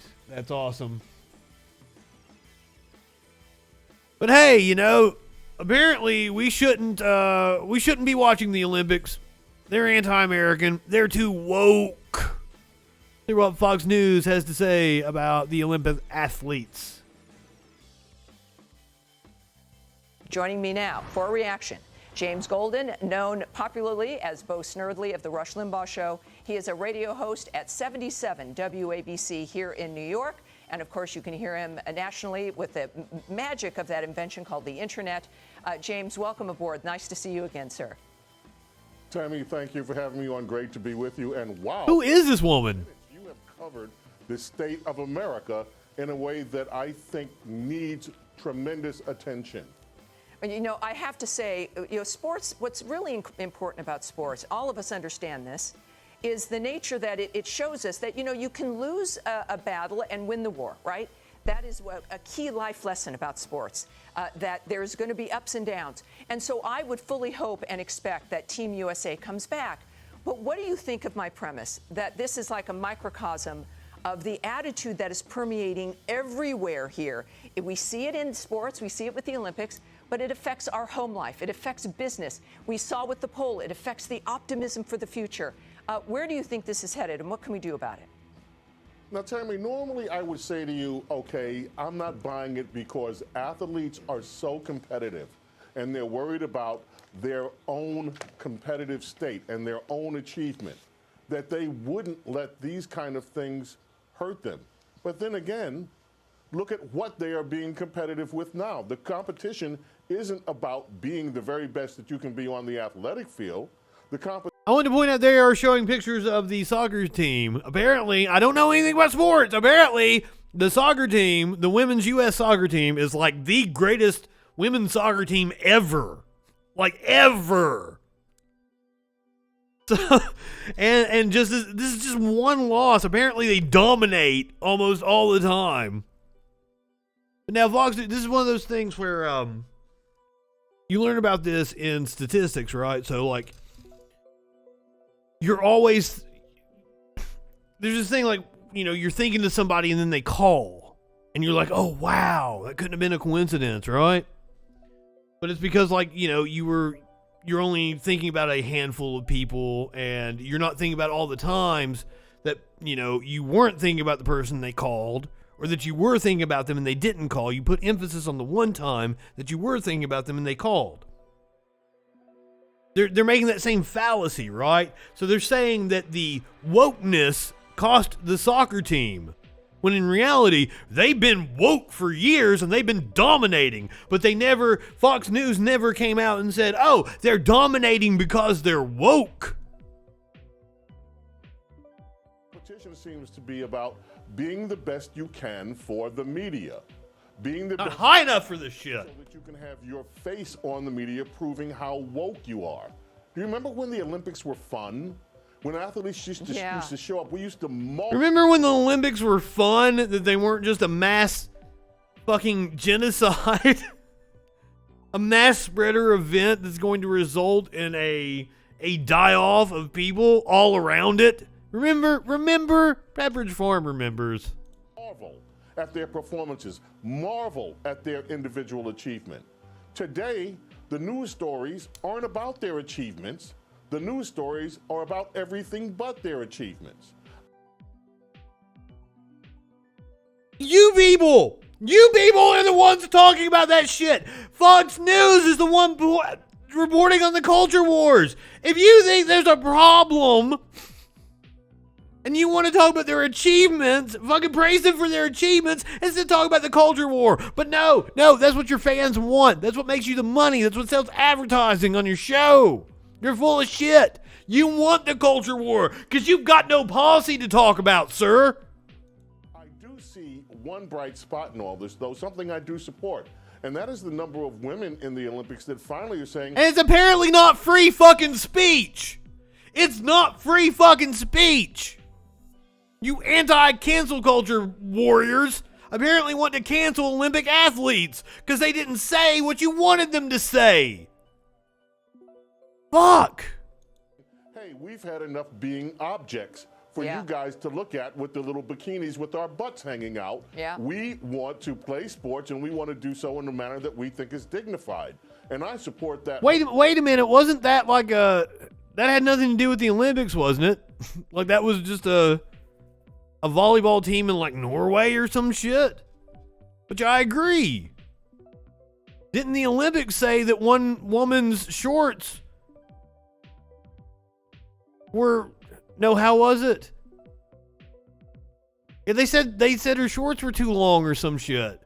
They've really been wanting to police women's attire. Wholeheartedly. You see, and that's a great point. I know that the German team has also changed its uniform entirely, but that speaks to the individual's desire to be more powerful in the implementation of their sport, either through the team or as an individual. But when you've got coaches that have, like Popovich, who's been speaking very openly about hating the country effectively, how can you move forward in anything you do if misery and resentment cloud your mind when competing can be about pride for a company, pride for the country? I don't understand how you people are the ones that hate the country when all you do is bitch and complain. If bitching and complaining determines who hates the country, you guys win the Olympic fucking medal. Not you two specifically. I've never seen you two chuckle fucks before. Either of you. And if you think America's really this bad, why would you be compelled to do better? And then, James, the difference between perhaps teammates who might not feel the way you do and the danger these days about not agreeing on a political issue. Right. The reason. Wait. So she feels that the woke athletes should self-censor themselves in order to be concerned about the feelings of the other athletes on the team that may not agree with them because of free speech. What sort of fucking pretzel logic was that? Then, James, the difference between perhaps teammates who might not feel the way you do and the danger these days about not agreeing Right. on a political issue. Right, the resentment that comes inside a team.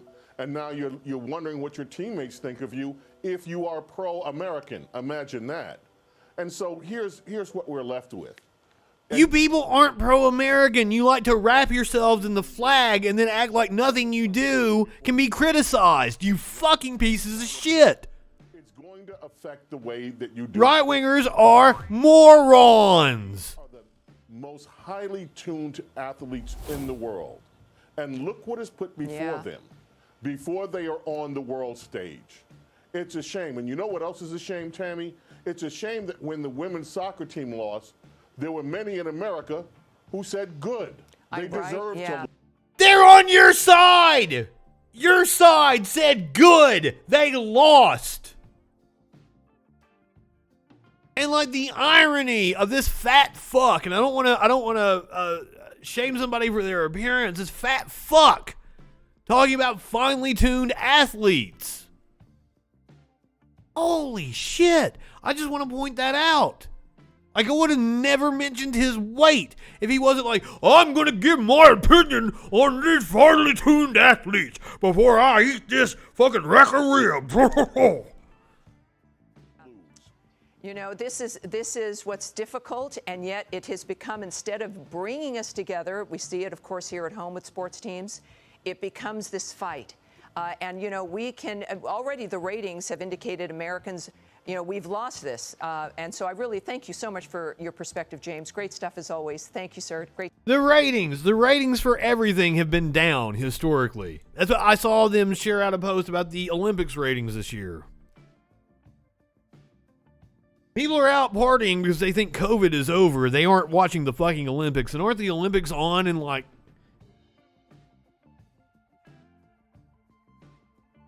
the middle of the night or some shit? The Olympics start here in like a few hours or something. I'm sure that where they take place from in the world and what time they come on in the U.S. affects the U.S. ratings for the Olympics. Called a lurking variable in statistics. So moving on to a former Fox host now. Okay, so normally got reamed by a current MSNBC host. This is Tiffany Cross. I'm not familiar with Tiffany Cross, but she seems pretty cool. And she has an issue with Megyn Kelly. you guys know I use this time to address something or someone relevant who has warranted some sort of ire from the community. However, this now apparently Megyn Kelly has an issue with an athlete. But it isn't an Olympic athlete. It's one that's competing in the tennis Wimbledon Open something or other. I know nothing about sports. I'm sorry. Taking a slightly different approach and addressing someone completely irrelevant. I'm speaking, of course, about Megyn Kelly. The 50-year-old bully is trying to bulldoze her way back into relevance that only comes to women like her for being a provocateur, not for offering any type of intellectual input. Nevertheless, here we are. Why? Because the blackface connoisseur who had to apologize for ridiculously asking why it was racist for white people to wear blackface for Halloween is now going after someone who's less. Didn't she also say something about like Jesus is just white and like Santa is white or something? Am I misremembering that? That was Megyn Kelly, wasn't it? Hold on, I might be wrong.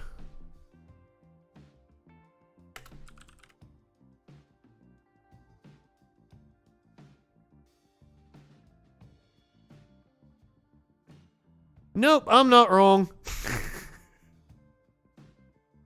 I'm not wrong at all.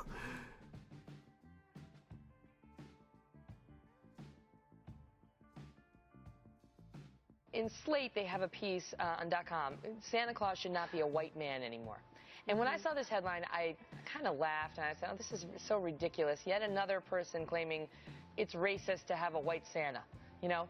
And by the way, for all you kids watching at home, Santa just is white, but this person is just arguing that maybe we should also have a black Santa. But, you know, Santa is what he is, and just so you know, we're just debating this because someone wrote about it, kids. I didn't hear her say that Jesus was white. But I thought that was in there too.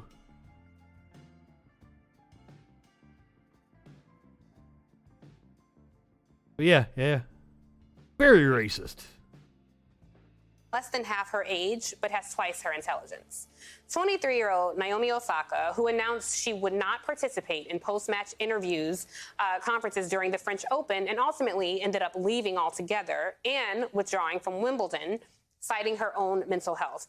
Now, Kelly accused Osaka of not being genuine after the tennis star beautifully graced the covers of multiple magazines, which were, of course, shot months prior, which Osaka explained in a since-deleted tweet. Now, we reached out. Sounds like Megyn Kelly is a hater. But did not get a response. But when Osaka understandably blocked Kelly on Twitter, this woman said that Naomi just didn't like tough questions. Such insight from the land of the inconsequential. But also, girl, bye. First, shout out to all of you out there prioritizing your mental health, especially when dealing with someone who spews nonsense like this. By the way, for all you kids watching at home, Santa just is white. Oh, I didn't know she was going to play it. Okay. Second, to all you Karens watching at home, please make a list for your white Santa and pray to your white Jesus for a life. Please. Because we're out here living our best ones. Fighting on the front lines to preserve democracy. White Jesus. Taking up space at the highest levels of government. Making long overdue and necessary changes in newsrooms. Winning Emmys while twirling on our haters. We come from a long line of torchbearers, lighting fires that illuminate the world and burn away chains. So it's no coincidence that Snow White and the 7 dumb takes she's had recently target black women. The amazing luminary Nicole Hannah-Jones, whom Kelly went after over the 1619 Project. The Duchess of Sussex, Meghan Markle, who Kelly said should stop whining about the treatment of baby Archie. Olympic hammer thrower Gwen Berry, who Kelly suggested be removed from the Olympics due to her protest. Cancel culture. Kelly is really just trying to claw her way back into social relevance and into the hearts of Fox News viewers by regurgitating their favorite attacks, all while benefiting from the work that we do. We're quite used to it. But attacks that seem, awfully racist and misogynistic. Punching above your weight. You keep asking for this smoke that you really don't want. You want to act like a high school mean girl, and you'll get treated that way. Sit down, be humble, while our left stroke keeps going viral. Let the grown women speak. You're not invited to this table. You don't have the range. Hit her with a little Kendrick Lamar there. Speaking of rappers, apparently they are not immune from homophobia. Da Baby, making headlines over the weekend, tried to defend his homophobic rant with more disgusting comments. Let me see if I can pull up the original video. This is from the 25th. You didn't show up today with HIV, AIDS, any of them deadly sexually transmitted diseases that'll make you die in 2-3 weeks. Put a cell phone light in the air. Lady, if your pussy smell like water, put a cell phone light in the air. Fellas, lights up. Fellas, if you ain't sucking dick in the parking lot, put your cell phone lights in the air. Let's be real about this shit. Who gives a fuck if you're sucking dick in the parking lot? Fellas, if you want to suck a dick in the parking lot, do it. Yeah, keep it fucking real. Some of y'all suspect as a motherfucker. Let's be real. I assume this is a dude that wanted to suck a dick in the parking lot, and he's projecting on his audience. Well, let's hear his explanation. That's called a call to action. That's what that's called, because I'm a live performer. I'm the best live performer. I'm the live show killer. You interact with your fans. You get what I'm saying? Look, all the lights went up, gay or straight. You want to... Son, I'm a huge music fan. I know I've heard of you. I've heard of your name. I'm not familiar with any of your songs. I don't think you're the best performer. You would not be on my list. I'm not out of touch either. Spotify gives me my release radar every week, and it's full of current artists. I just like, I don't think you're the best, sir. You know why? Because even my gay fans don't got fucking AIDS, stupid ass. They don't got AIDS. My gay fans, they take care of themselves. They ain't going for that. They ain't no nasty gay. Well, we all getting on prep. They ain't no junkies. You know what I'm saying? On the street. The hell you talking about? Then I said, if you ain't suck dick in the Rolling Loud parking lot, put your cell phone light up. You know what my gay fans did? Put that motherfucking light up, Because my gay fans, they ain't going for that. They got class, They ain't sucking no dick in no parking lot. You got to get a room. What the hell is this shit on top of your head? You talking about class? You gotta wait till they go to the crib. They ain't just finna be out here just doing no anything. Yeah, if they a fan of me, they on some big dog shit. We ain't just going for nothing. You know? I think you're full of yourself. Even my gay fans got standards. Y'all tripping. Speaking of full of himself, what the fuck is going on with Kanye? Why is he walking around with a stocking on his head? Did he ever drop that album? It's supposed to come out on Friday. I'll listen to it. I don't think it came out. Y'all tripping. Y'all bringing negative attention and energy upon yourselves, and the ones that's doing it is people who didn't even attend the show. So this shit don't concern y'all at all. Hold on. I can't listen to this motherfucker talk, and I've been running him down and shit. Hold on. Let me open Spotify. This is really cool. Is I can play the song. Spotify doesn't act as if it's desktop audio, so I can actually play the song on Spotify here. I can listen to it, and it won't play for you guys. Spotify will open. Let's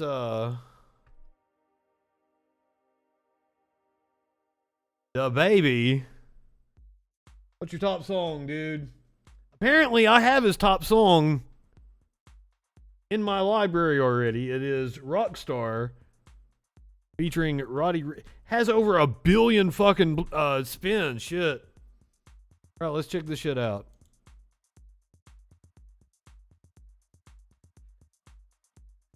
Off. Hold on.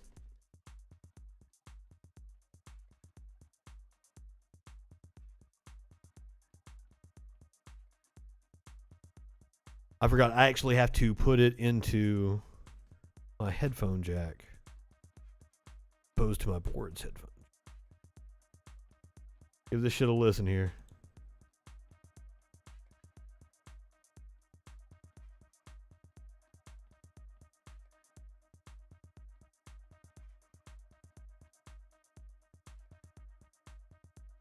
I'm listening to DaBaby, Rockstar.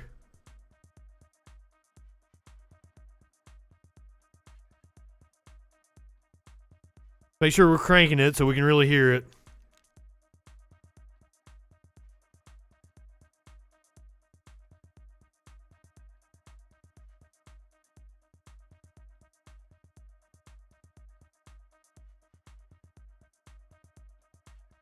It's not bad.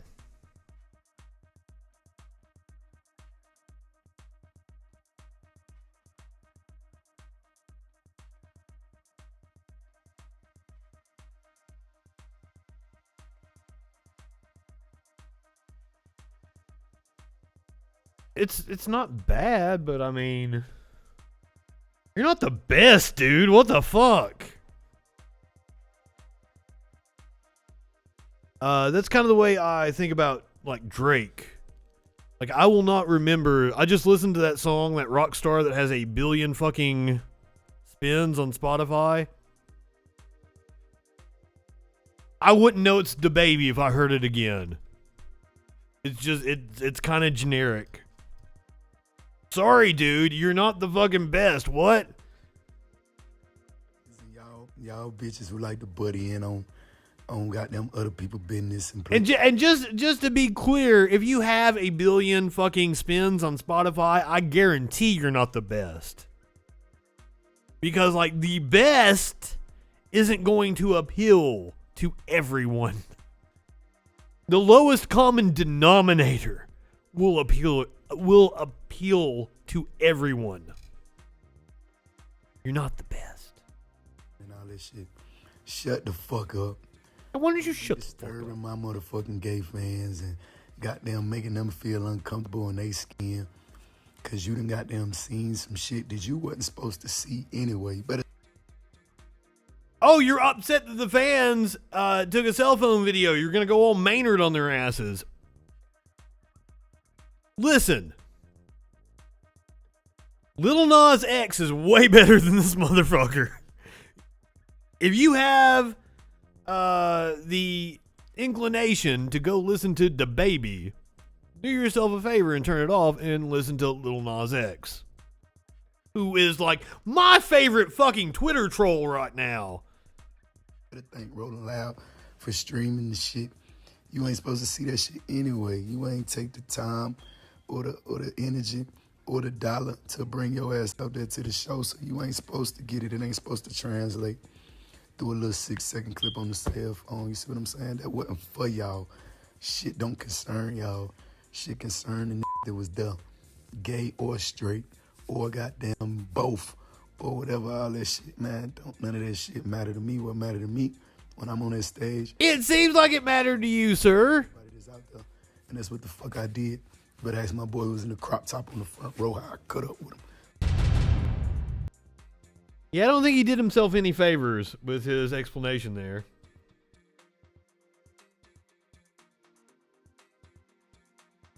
The rapper attempted to clear up his vile comments Monday, posting a video and claiming his words weren't directed at his gay fans because they're not nasty, gay. Yeah.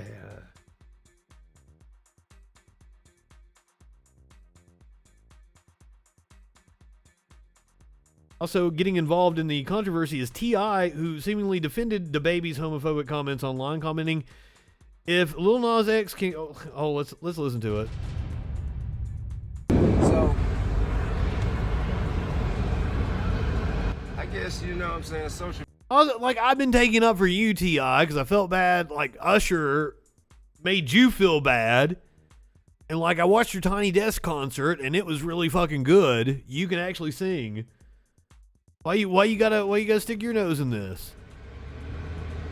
And words are often misconstrued.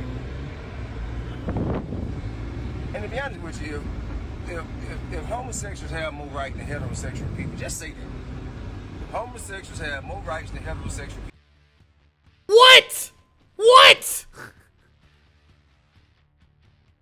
Where in the fuck are you getting this from? Homosexuals have more rights than heterosexual people? What? Sir, you can be fired in several states still for being gay. You can be discriminated against that. Like, I don't even have time to go in all the ways that gay people still face discrimination in our society. Wow. Just say that. Let's let that be the law. Is that the law? Also, you're acting like a right-winger and you're driving and talking into your phone. I respect gays, especially the ones who have the courage and the bravery to step out and live in their truth. You know what I mean? I respect that. I think any human being, man, walking this earth who has the bravery and the courage to live their truth unapologetically, I respect that. But that I respect it the same way if you're a heterosexual person. I respect it the same way. So I don't even see what all the hoopla about. Some of y'all motherfuckers just be up in arms and fake caring about shit just cause you ain't got shit else going on in your life for real. You dig? Ain't nothing in the world gonna make me hate nobody just because they do something different in the bedroom than I do. Ain't none of my business. Ain't none of my business. Zero. Give a damn what you doing with your dick or your ass or your genitalia, your period. How is this defending DaBaby? Who asked me? Who asked you, motherfucker? You on my motherfucking live. What is you talking about? Ask me, motherfucker. You motherfucker feel like you can goddamn get on here and goddamn express your opinions and say what the fuck you want to say, but because people are celebrities, they just supposed to shut the fuck up? No. What is wrong with you? I mean, it's just not realistic. But like I said, man, you know what I'm saying? I got a lot of respect for motherfuckers like Lil Nas X and motherfuckers like Frank Ocean, you know what I mean? Motherfuckers who step out there and live their truth. Honest with themselves. Doesn't seem like it. A lot of you motherfuckers out there hiding your truth. That's the whole shit. That's what's not respectable. It wouldn't be the fact that you gay. It would be the fact that you out here fronting. You fronting like you ain't. If you is, be proud. Shit.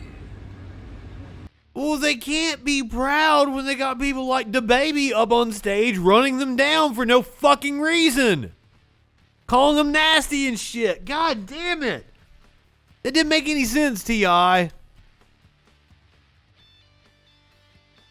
Fuck. Right-wingers aren't the only morons. Alright, I need a palate cleanser after this. Let's check out Prairie Dog Chuck. This is the best of Prairie Chuck. You should totally go follow the Facebook page, Animals Doing Things. I think Chuck, I think Chuck has his own page. Well, I thought I was going to plug his page here. And check out Prairie Dog Chuck.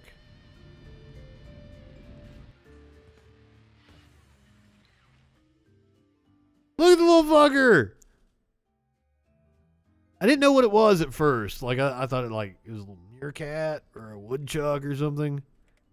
A prairie dog. It rides in the fucking car.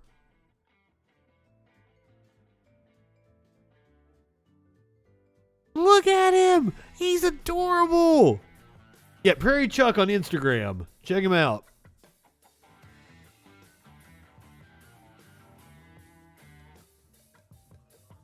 The fucking pog doesn't know what to think.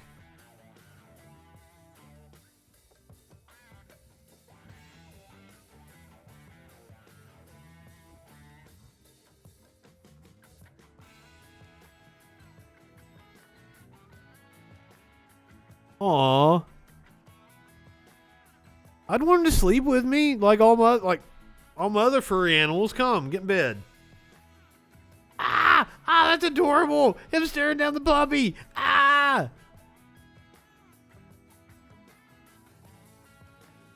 He's mauling a trash panda. Prairie Chuck is fucking cool as shit.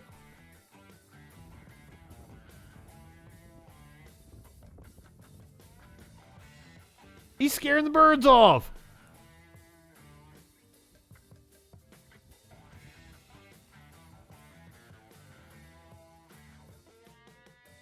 Oh, I like watching him interact with puppies. He just booped his snoot.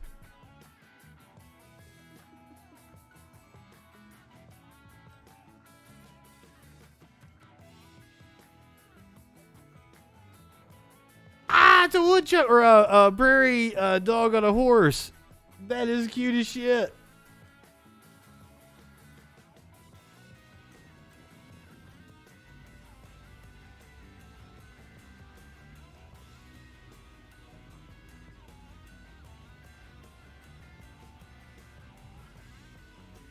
I love this shot of him sitting in his lap.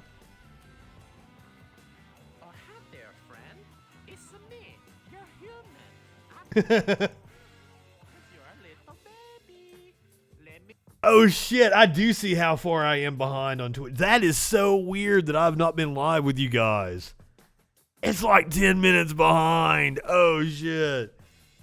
What's gonna happen when I raid a channel? This is weird. Fuck. Because I don't know what's going on tonight, I'm going to send you over, if you're watching on Twitch, you kind of have to be watching on Twitch because I'm not on Facebook or YouTube anymore.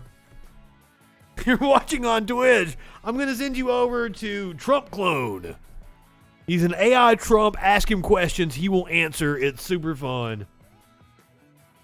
Go ahead, light one up, tip one back. It's all right to have a little fun before you hit the sack. I'm Justin Freakin. Apparently there are viewers in here, and that's kind of weird to me. So since there are people in here, I'll actually send you to a real channel now. I don't know what's going on with my stream tonight. And I apologize. I apologize for the technical issues. There are people here. We'll send you over. We'll send you to Polly. You're up by last night. Say hey to Poly People. I'll come in and hang out for a little bit. If you're on Twitch, you're heading over to Poly People. Click on her channel. Be sure to give her the views. Go ahead, light one up, tip one back. It's all right to have a little fun before you hit the sack. I'm Justin Freakin. We will see you tomorrow night and hopefully not have these issues on the Troll Patrol Live.